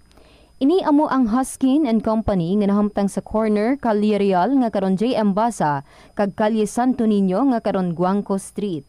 Ginsuguran ini sang British businessman nga si Henry Huskin nga hinablo sang Vice Consul nga si Nicholas Loney kag upod nanday J.C. Huskin, Herbert Peter Huskin, George Menders Saul, A. Ponce de Leon, E. Garcia kag Gregorio Manuel Loring Sr. Nagbaligya sang magkatuhay nga produkto kaangay sang groceries, hardware, stationery, mga hampanganan, alahas kag iban pa. Paano ipabilin nga matinlo ang ginakaon nga mga prutas kag utan? Dapat nga regular ang paghugas ng kamot nga may habon sa sulod sang 20 segundos bag-o kag pagkatapos mag-uyat sang anuman nga butang. Hugasan sa maayo mga prutas kag utan gamit ang tubig bago ini kaunon o kun isimpon sa ginaluto nga pagkaon. Likawan nga maggamit sang habon o kun bleach o kun anuman nga kemikal sa paghugas sa mga ini. Lutoon sa maayo ang mga utan agod mapatay ang mga mikrobyo nga nagatapik diri. Kung ikaw may ubo o kung sipon, mas maayo nga itugyan na lang sa iban nga miyembro sang pamilya ang paghanda sang pagkaon agud malikawan ang cross-contamination. Ini nga pahanumdom ang ginadulong sa imo sang the #1 and most trusted radio network in the country, Bombo Radio Philippines. Basta Radio! Bombo! Isa ka panugyan para makasave ikaw sang kwarta amo nga balon ikaw sang imo kaugalingon nga pagkaon kag tubig. Kung magpadayon ikaw bakal sang lunch o kung mag-order, natural nga sa lampaw-sampaw gidi ang imo nga balayran. Ang kalabanan nga restaurant meals, take note, unlimited man sa calories, gani daw malayo gid nga mangin healthy ikaw. Apang kung ikaw magbalon, makalikaw na ikaw sa gasto sa kwarta, kag calories, makalikaw pag ikaw sa gasto sa tiyempo. Bangod hindi na ikaw maglakat, magpila, kag magpainit, agod mag-order sang pagkaon. Bangod sina, mas mangin produktibo ikaw sa trabaho o kon sa eskwelahan. Ini nga pahanumdom ang ginadulong sa imo sang the #1 and most trusted radio network in the country, Bombo Radio Philippines. Basta Radio! Bombo! Ang Iloilo ang pinakauna nga syudad sa luwas sang Manila nga nakaangkon sang direct shipping lines padulong sa iban nga mga pungsod. Halin sang 1855, nagaserbe na ang Port of Iloilo nga alagyan sang mga international shipping lines nga halin kag padulong sa Australia, Hong Kong, China, Singapore, Europe kag Amerika. September 29, 1855, sang ginbuksan ni Queen Isabella II sang Spain ang Port of Iloilo para sa international market. Mas nangin mahapos pagid ang trade sa tunga sang Iloilo kag Europe, ilabi na sa United Kingdom sang nabuksan ang Suez Canal sadtong 1869. Mga kabombo nga motorista, yari ang mga pamaagi agud makatipid ka sa gatong. Ipasiguro nga yara permi sa maayong nga kondisyon ang imo salakyan. Check yara ang imo nga goma kag siguraduha nga yara sa husto nga tire pressure. Likawan nga naka-idle ang makina sang imo salakyan bangod nagakonsumo ini sang gatong. Buksi ang bintana sang imo salakyan kag magamit lamang sang aircon kung kinahanglan. Kag pagkamaayuha nga mag-commute na lang o kung maglakat-lakat kung malapit man lang ang imo kadtuan. Likawan ang aggressive driving kag padalaga ang imo salakyan sa husto lamang nga katasigon. Sa patatas, masami ginahaboy na lang nato ng panit. Suno kay Dr. Cynthia Sass, isa ka nutritionist, ang panit sang patatas sa makabulig sa increased potassium intake. Ang potato skins nagaprovide man sang source sang iron nga isa ka essential mineral nga ang primary function nagalakip sang pagsuporta sang red blood cell function. Ini nga cells nagakontain sang dako nga amount sang hemoglobin. Ang protein nga nagabind sa oxygen halin sa ginahaklo ang hangin kag ginadala ang oxygen sa bilog nga lawas. Nakahibalo ka bala nga ang color ang makaapekto sang imo nga modo? Santo sa pagtuon sang American Home Shield, mayara sang correlation ang color kag mood. Kaangay sang pula nga nagapataas ang blood pressure kag heart rate. Apang mas maayo ang duag nga pula kunyara ini sa kusina bangod mas nagapagana ini sa pagkaon. Ang shades nga blue kag green ang ginaabiso sa mga psychologist nga nagakadapat yara sa sulod sang imo kwarto bangod ini nagapakalma sa paminsaron sang tao. Kadungan sang pagtigulang, nagataas man ang risgo sang vitamin deficiencies nga nagatugas sang physical kag emotional changes. Santo sa isa ka scientific study, ang B vitamins ang importante agod nga mag-function ang body cells nga nagabulig sa metabolism, paghimo sang bago nga blood cells kag nagabulig sa pag-maintain sang healthy skin cells, brain cells kag body tissues. Magluwa sa supplements, lakip sa mga pagkaon nga bastante sa vitamins sa moang karne, whole grains, prutas, gatas, cheese kag mga ulutanon. Si Captain Jose Cabalfin Calugas ang pinakauna nga Filipino nga nahatagan sang pinakamataas nga pagkilala sang United States Army nga amo ang Congressional Medal of Honor. Natawo si Calugas adtong 1907 sa Leon, Iloilo kag nangin katapo sang Philippine Scouts adtong 1930. Sang naglupok ang World War II, nagserbe si Calugas bilang Master Sergeant sa 88th Field Artillery. Sa inaway sa Bataan Peninsula batok sa mga Hapon sang January 1942, nagpakita Makita si kalugas ang tumalagsahon nga kaisog kag pagkabaganihan sa patagawayan nga nakakuha naman sang pagdayaw sang US Army rason nga ginpasidunggan siya sang Medal of Honor. Gabulig sa paglikaw sa nanuhay tuay nga balatian ang simple nga pagkaon sang citrus fruits kaangay sang pomelo nga puno sang powerful immune boosting antioxidant. Ang pomelo ang puno man sang lycopene, isa ka anti-inflammatory, anti-aging antioxidant nga nagapanami isang supat. Ang duga naman sang panit kag dahon sang pomelo ang natukiban nga makapatay sang cancer cells kag nagapalikaw sa paglapta sini sandig sa test tube studies. Help is available. Pinaagi sa pag-istorya, paghatag sang suporta, kag direkta nga bulig sa nagakinahanglan, mahimo mo gid nga mapunggan ang suicide kag makasalbar sang kabuhi. Santo sa World Health Organization, ang suicide ang fourth leading cause of death sa mga kabataan na edad 15 to 19 anyos. Kung ikaw o kung may kilala nga nagasuprer sa depresyon, mahimo nga mag-contact sa National Center for Mental Health Crisis Hotline sa numero 0966-351-4512. Likawan ang mga disgrasya nga dulot sang kuryente. Tabunan o konselyuhan ang mga wala nagamit nga electrical outlets. Ihaboyo kung ipa-repair ang mga electrical items nga may samad nga cords. Hukson sa saksakan ng mga electrical appliances antes ini i-repair. Hindi paghuslo na mga plug halin sa outlet nga ginabutong ang cord kay basi mabugto ini. Hindi pagpunon sa nakasaksak nga mga appliances o kon gadgets sa mga salaksakan. Hindi magtandog sa electrical appliances kung basa ang imo mga kamot. Likawan ang pagsaka o kon pagtandog sa puno o kon sangasang kahoy nga may nagalaylay nga kuryente. Siling nila ang pagpanigarilyo nagapaitom sang bibig. Pero hambal mo naman, wala mo na ako nagapanigarilyo pero nga ay itom gihapon ang lips ko haw. Yari ang sabat sa eksperto. Suno kay Dr. Jean Marquez, isa ka dermatologist, ang dark lips mahimo nga tugas ang maisog nga habon nga ginagamit sa guya. Nagpanugyan ang doktor nga magamit sang mild soap kag lip balm nga may moisturizer kag sunscreen. Agod protektahan ang bibig kag malikawan ang discoloration. Yari ang mga importante kag praktikal nga mga pamaagi agud makakinot sang tubig. Sa kusina, magamit sang yahong ukon labador sa paghugas sang mga ulutanon ukon prutas. Magdesignar sang baso ukon water bottle agud gamiton sa bilog nga adlaw agud indi magsigi panghugas sini kada matapos ang pag-inom. Kung aksidente nga may nahulog nga ice o kon yelo, hindi ini pag-ihaboy. Sa baylo, ibutang ini sa mga masitera sang tanom. Kung may bilin man nga yelo o kung tubig sa baso nga ginimnan, tipunon ana ini sa balde, agud ibunyag sa mga tanom antes hugasan. Ang Ilonggo nga si Eugenio Eugene Torre amo ang unang nga Filipino nga nakaangkon sang titulo nga chess grandmaster matapos siya ang nagdaog sang silver medal sa ginhiwat nga 21st Chess Olympiad sa Nice, France sang 1974.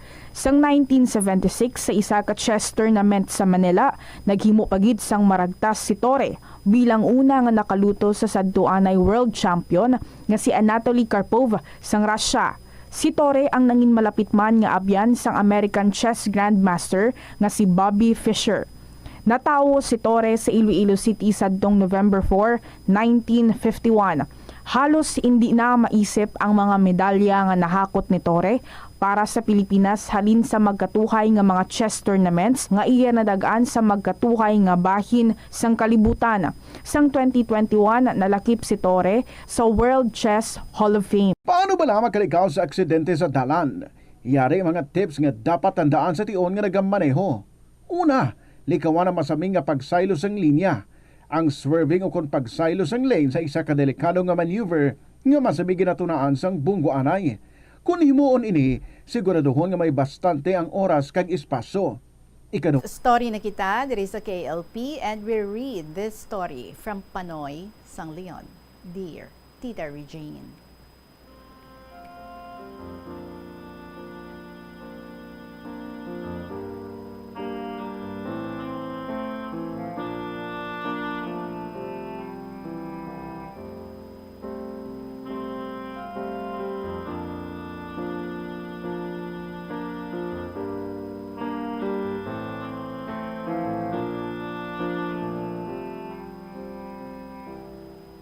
Ako si Panoy, kagusto ko man nga ipabati sa radyo ang akong nga childhood memories.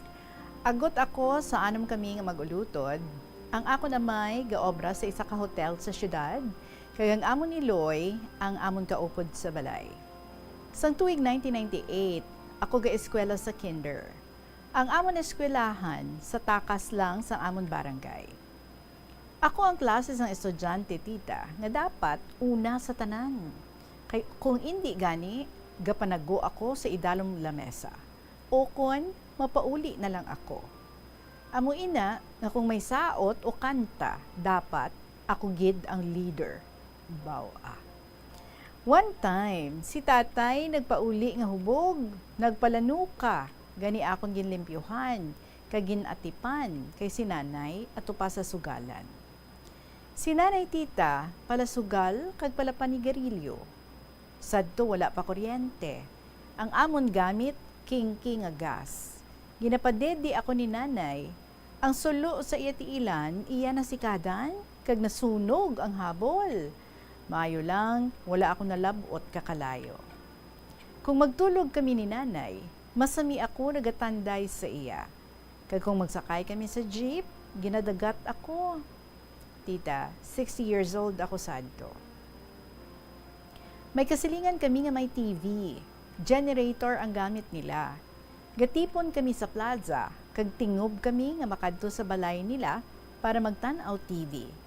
Marina, pasadto ang palagwaon, tita. Ang gali. So oras ang tagpala uli, ang amon mga tsinelas ginabutang namon sa amon siko para kung may mamahog, hindi mahulog ang tsinelas namon sa kahunan. Madamo nga hampang sang una nga hindi na naton makita sa subong nga mga kabataan.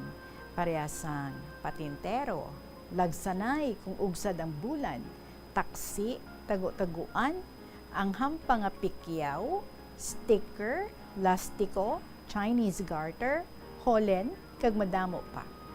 May balay-balay pa gani. One time, ako kag ang akon pa kaisa, gahampang luto-lutoan.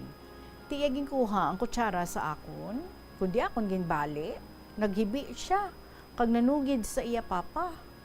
Kung mamapintas ang tiyo ko nga to, ako ginlagas ka tiyo ko sang paha. Kag ako iya nalabot nga gadalagan sa kalubihan. Nagahibi ako sa nagpalapit kay nanay sa nagpauli na kami. Ginkompronta ni nanay ang tiyo ko, kag siya pang nangakig. Pagkagabi, ang amon mga idek, iyagin pamiang. Uy, hala. Pagkaaga, nakita na lang ni nanay ang iya mga idik hindi nakatindog tungod ubos piang. May adlaw sadto nga ako lang mag-isa sa balay kay si nanay sa sugalan kagang akon utod sa eskwelahan. Gulpi nag-ulan kag nagpangilat, mabunog ang ulan. Sa akon kahadlok, akon ginsulay ang ulan kag nagkadto ako sa eskwelahan ka akon utod. Pag-abot ko dito, basa-basa ako, kagakurog sa lamig. Tiyamoy na ang childhood memories ko, tita. So, madamang salamat sa pagbasa sa akong sulat, ang matinahuron, Panoy, Sang Leon.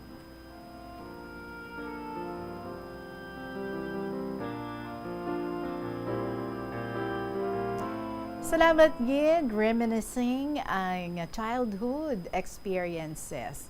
Well, ang mga games nga ato, no? Nga hindi na gani subong niya kakilala ang mga ulihing tubo, pero ang iban sa school, ang mga teachers gina reintroduce, no? Ang ini nga mga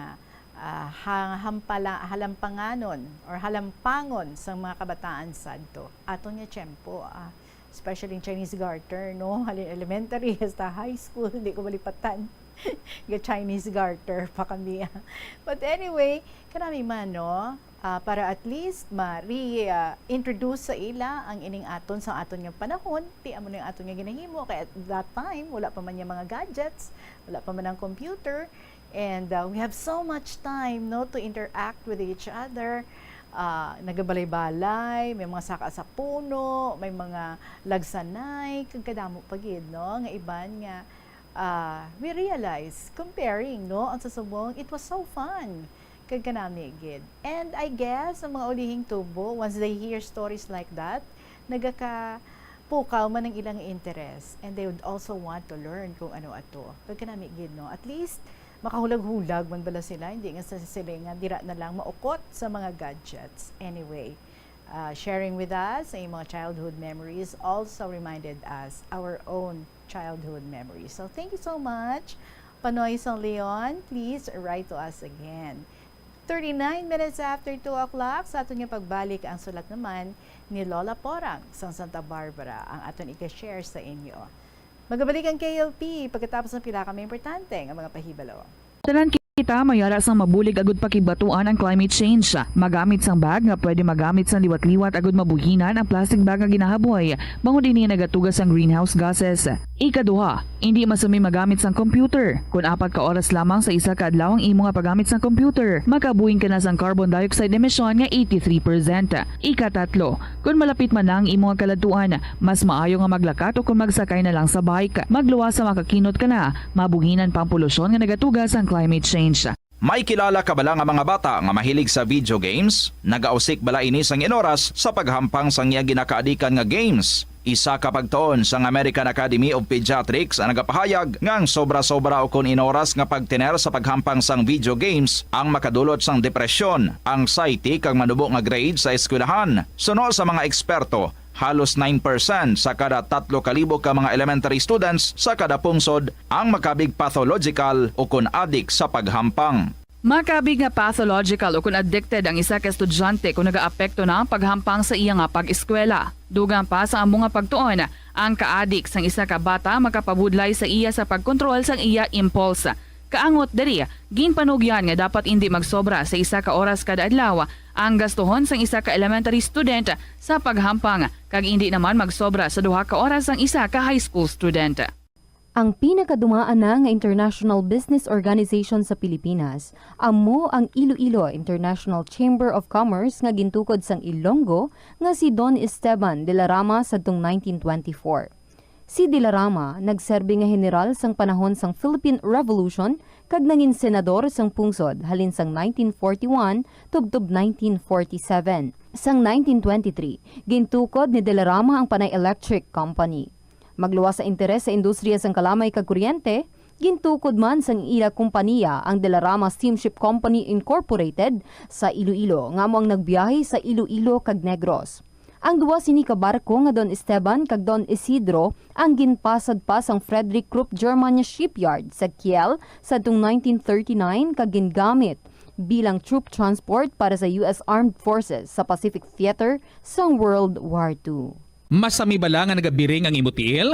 Suno kay Dr. John Hubert Pua, isa ka orthopedic surgeon, masami nga mabatyagan ang cramps sa idalom nga parte sang lawas. Apang mas delikado kung masami mo ini mabatyagan sa ibabaw nga parte sang imo lawas, kaangay sang kamot, bangod posible ini nga palatandaan sang mas malala nga balatian, kaangay sang sakit sa tagipusoon, diabetes, kag hypothyroidism. Nagpanugyan ang doktor nga ang pinaka-epektibo nga solusyon sa cramps amo ang stretching exercise tubtob madula ang pagbiring.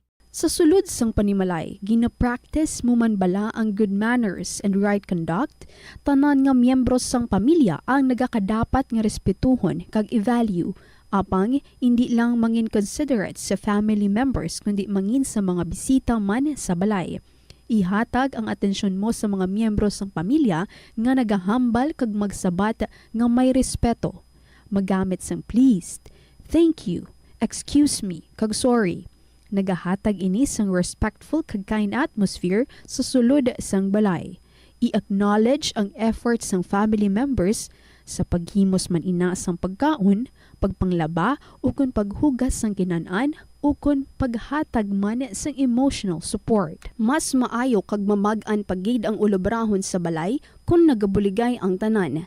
Kinahanglan nga may kontribusyon ang kada miyembro sang pamilya.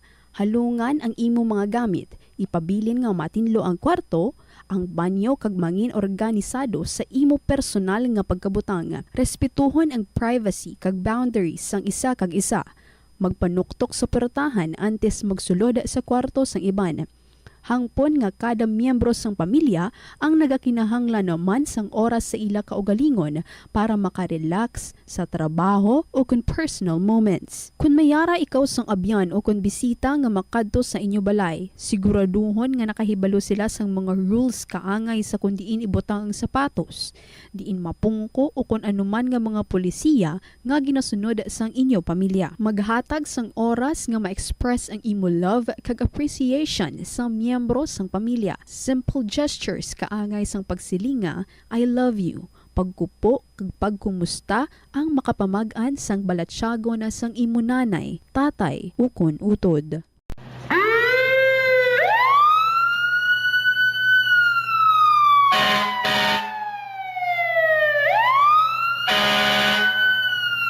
Yari ang mga tips agud nga malikawan ang sunog sa balay. Ini pagpabayaan ang kusina samtang nagaluto. Kung kinahanglan nga magbiya sa kusina, siguruhon nga may mabantay sang pagkaon nga imo ginaluto bangod sinigundos lang ang pag-ibwal sang kalayo.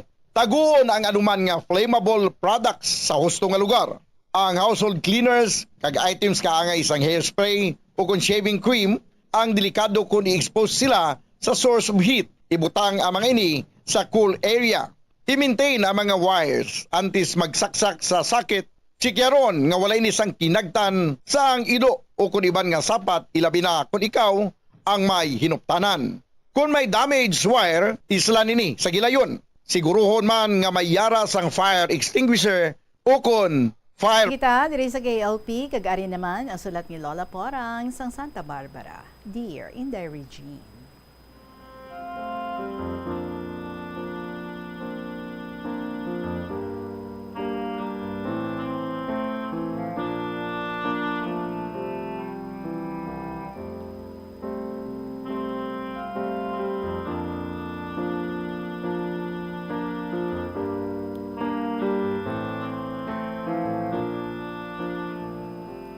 Mayong hapon sa imo dira, ilibinigid sa katapo sa Bombo Radyo kag sa nagapalamati sa sinang programa ang KLP. Inday isugid ko akon kasaysayan sa nagaedad ako sang 13 years old. Nagapamuno ang akon nga pagpangalipay. Ba, 13 years old, nagaumpisa ang pagpangalipay. Sang pagkasal sang akon pa kaisa, amugid ang pagtuon ko sang baile. Kay gintudloan ako sa mga pakaisa ko nga mga soltero. Kag permi nila ako ginadala sa mga baylihan. Nasadyahan man ako Inday Regine, kag damo man ang nag-iimbitar sa akon nga magbayle. Kapin pa, ginatudloan nila ako mag-cha-cha, tango, boogie, kag iban pa. Balan mo Inday Regine, dako ang lawas ko, kag mataas, ano pa, daw dalaga na ako kung maghulag-hulag. Nasadyahan gid ako Inday kay madamo ang akon mga amiga kag mga amigo. Tihamak mo, nagkadto kami sa fiesta sa piyak nga barangay. Ti malakat naman kami sang barkada kay mabayli kami didto. Apang, sang pag-abot namon sa sapa nga permi namon ginaagyan. Madalo mang tubig nga amon nga tabukon. Tagahawak ang kadalumon. Ti mabasa gid kami. Siling sa mga soltero nga amon upod. Maano kita? Ang mayo siguro, ubahon ninyo ang inyo underwear, kag ibayaw ninyo sa ibabaw sang inyo ulo, kay matabok kita. Kag dapito namon kamo, samtang nagatabok kita sa sapa nga ini. Po, grabe nga idea ba? Malapad ang sapa nga tagahawak, ti dayo namon uba sang amon mga underwear, kag ginadapit nila kami. Lakbay sa pihak nga pangpang. Pagdangat sa pihak, suksok namon ang amon underwear, kag dayo naman lakat. Inday Regine, mayo, mga soltero sang una, hindi malisyoso. Nagataha sila sa amon, kag may pagkapalangga sa mga dalaga. May pagpalangga sa mga dalaga. Napulo kami sina Inday, 5 man ang lalaki, kag 5 man kami nga dalaga. Mga mabuot sila, kag wala malisya sa amon. Pagabot sa baylihan, diretso dayon sa tunga, kag saot dayon. Nasadyahan kami nga tanan, kay matakom ang ilang baylihan. Kami gid ang nag-open nga napulo sang baile. Kag may super box sila, nga ang sulod, lechon manok. So hasta gid kami mag-aga kag magpauli. 4 ka tuig ang ako nga upod sa mga pakaisa ko kag magpamana ako. Halos na ayawan naman ako kabayle kag magpamana. Subong ginahanduraw ko lang ang akong inagihan nga tama gid kami kasadya. So tubtob na lang diri Inday ang imusuki sa KLP si Lola Porang sa Santa Barbara.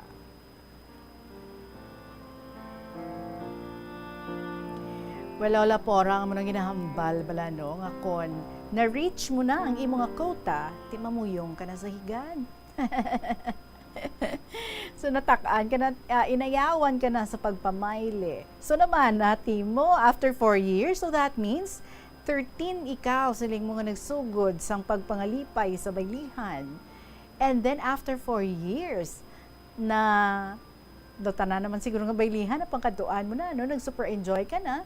So after 4 years, amo kag nagpamana ikaw. So that only makes you 17 years old. So nagpamana ka. Wow. Am I right?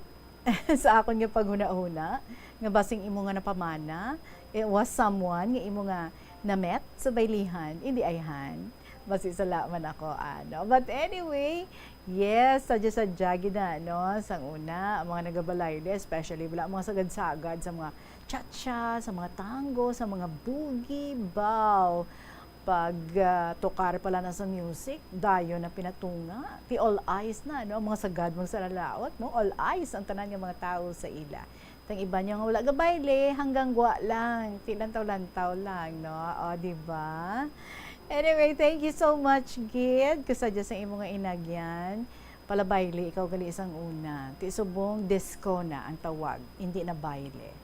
Salamat, Gid, sa imo, Lola Porang, sang Santa Barbara. We have 10 minutes before 3 o'clock. Diretsuhan ta ning sulat ni Lola Amparing. My dearest, Tita Regine.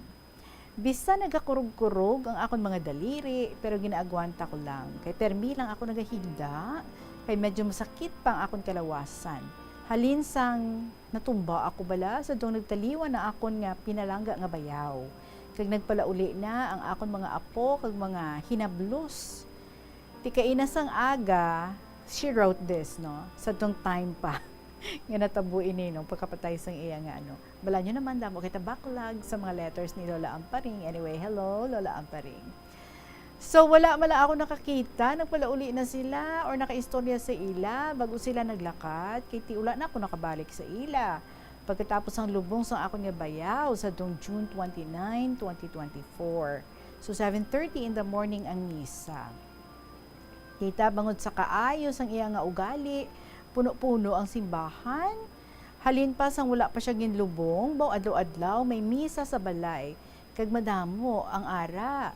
Ti everyday, no? Damo ang nagapalangadi. Tapos may necrological service pa. Ara ang mga municipal officials, mga retired teachers, kag mga present teachers, kag mga barangay officials. Bala mo, pag-retire sa bayaw ko, nag-entra siya sa pagkasangguniang bayan member for 9 years. Bawa palangga, gisa sa mga tao, kay ti ka mabinuligon, mapagbigay sa nangangailangan. Abi mo ang sweldo niya sa pagka-SB niya, ginahatag niya sa barangay, sa project niya nga butika sa barangay. Tita Regine, nadumduman ko nga, one time, bala may isa ka gay, nga nagpakilala, pinsan ko no siya, tapos naghulam sa 5,000 para kuno sa iya paryente ara sa ospital kag pagbalik daw ibalik man niya ang ginhulam nga kwarta. Ibinigyan niya, ano, ang amo to nga gay. Grabe mo wala, napatay lang ang bayaw ko. Ay wala, nagit ka na nakabalik. Kag wala man nakabayad at to nga gay. Walo-kulukugid no, ang amo to nga gay. Nagpakilala nga, pinsan ko no siya. Titita na dumduman ko man, nga one time, pinagambal sa amon, nga may pakaisa ko no kami, nga igalubong sa adlaw nga ina. Tinaglakat man kami nga duha sakay sa kotse niya dito sa Mina, Putotan. Ay nakibot kami, kay wala man patay. Kay wala man tao sa simbahan. Ang pari dito ya makadto sa barangay na para nga magmisa. Tinagpauli na lang kami, dugin tunto lang kami. So nagpasalamat gid ako sa puong may kapal, no? Nga sa nakaligad, nga malawig nga panahon, nagkita kami liwat sa mga co-retired teachers ko, kagang akon anay mga dating pupils, nga ti panay na mga professionals sa subong. Ang isa ka apo sang bayaw ko nga doktor, naging pupil ko to, declaimer, valedictorian, respetado, respectful gali, no? Magalang sa nakakatanda. Ginataga niya ako sang kwarta, kag pati man ng iban nga mga pupils ko sadto, baw Tita Regine, pagpauli ko, ginlantaw ko, ang sulod sa bulsa ako, mga worth 10,000 pesos. Ang ginatag sa akon, para ko nung gifts nila ato sa akon. Hindi to ya ko no abuloy, kundi hambal nila, bago kami magkita-kita, nga grade 6 pupils ko pa sila noon. Amo na hambal nila. Tinalibay gid ako, kag way ko lang na batyaga, no? Gulpi lang nga nagtulo ang mga luha ko, nga nadumduman ko ang anay mga pupils ko sadto. Tita sa kaluoy, kag grasya sang ato niya, Ginoong Diyos, way paghihapon nila ako nakalimtan. Sa madugay na nga panahon nga nakalipas, nga waay kami nagkilitaay. Kabuot-buot gid nila sa akon. Ang mga apo niya sa abroad, dumating kasi the last na lola at auntie nila, ining bayaw ko, kag love na love nila. Abi mo, kalabanan sa ila, halin sa Amerika, sa Germany, sa Canada, Singapore, at iba pa. Ang mga kahinablusan o mga apo sa Maynila, nag-alabutan man, sa itong Sabado, June 29, at 7:30 a.m., ginlubong siya. Adlaw may misa, kaglain-lain ang mga pari nga nagamisa. So tita, bisan malain ang pumatsyag ko, ginapilit ko ang kaugalingon ko nga magsulat para bago sila makabalik sa abroad, makabatis ang ako niya kasaysayan. I hope may mga stories kita nga nabasa that time nga halin sa imo. Doon ako mention ka, no? Nga nagatililipon ka mo. Kaya nabatian ninyo tanan ang pagbasa ko sa isa sa mga stories mo, Lola Amparing. Anyway, Tita Regine, ikaw bala kung pwede basahon mo sa kahanginan o hindi, okay lang sa akon. Ang ibang nga mga nasulat ko, kung hindi pwede, hindi mo na lang pagbasahon. No problem sa akon. So tita, isugpon ko na lang ang short nga kasaysayan ko parte sa death anniversary sang akon nga ginapalangga. Nga 40 years ago na nga nagtaliwan. Sa itong July 12, 1984, kag almost 40 years na ang nakalipas. Biro mo tita, halin sadto tugtog sa subong, 40 years man bala ang pag-abot sa mga groceries sang mga kahinablusan, family sa Grand Plains nga ginahatag sa akon. Rain or shine, walang hinto, tuloy-tuloy ang tulong, pag-aalala, pagmamahal. Bisan tapik lang ako. Sa side sang husband mo. Pagbuot sang aton mahal nga Diyos. Ti best friends na sila sang co-letter sender ko sa Zaraga. Si Nanay Del ang namin mo. So talagang sobra-sobra ang generosity, ang love, ang pagpalangga sa akon. So madamo kong salamat gid sa ilatanan, ilabinigid sa aton nga puong may kapal. Tita sa mother side, abi mo, ako na lang isa nga tigulang nga buhi pa, kag ako man ang nabilin nga buhi sa father side. Masubo man kung kaisa, no, ang kabuhi ko sa subong nga way kuya kaugalingon nga balay, kag wala sang iban nga tawo nga nakabakal sadto o kung nakaangkon sadto, kundi ang anay man. Ginbuligan ko for 6 years sadto. Sang hirap na hirap pa sila. So salamat lang sa puong may kapal, nabuhay pa ako at sana maawa ang ating mahal na Diyos, nabigyan ako ng kalusugan. Kagpalawigon pa ang ako niya kabuhi sa sini nga kalibutan. Sana makalabuot pa ako 100 years or more, no? Para may makuha ako nga grasya, para nga mabilin ko sa mga hinablos ko, nga amo ang nag-aalaga sa akon subong. Kita akon sa bagay, madamo man ang akon mga hinablos, may mga mabuot, generous, loving, kag ulikid-gid. Tita Regine, kung pagmahal at matulungin sa walang-wala, may ganti man galing sa ating puong may kapal. Kailangan huwag maging matulungin sa mga walang-wala or huwag maging, hindi, tita, kailangan maging matulungin sa mga walang-wala. Huwag maging taas noo kung sobra-sobra ang kayamanan. So lastly, here's my sincere love, kisses and prayers sa imo tita and family. Lovingly, Lola Amparing. And God bless to everyone.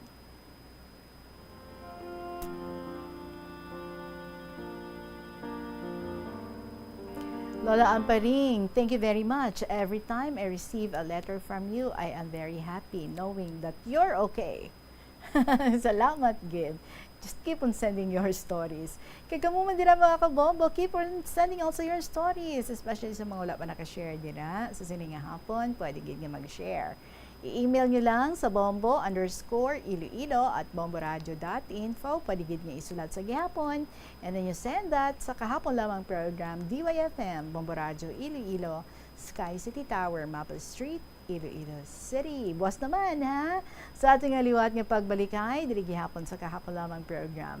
Magasunod na ang inyong paborito nga mga drama, si Tuyang Ermitanya, ang Provincial Jail, kag ang Dear Diary. Maraming salamat sa inyo sa gihapon. Ininyo alagad si Tita Regine para sa kahapon lamang program. See you again tomorrow. Good afternoon and God bless.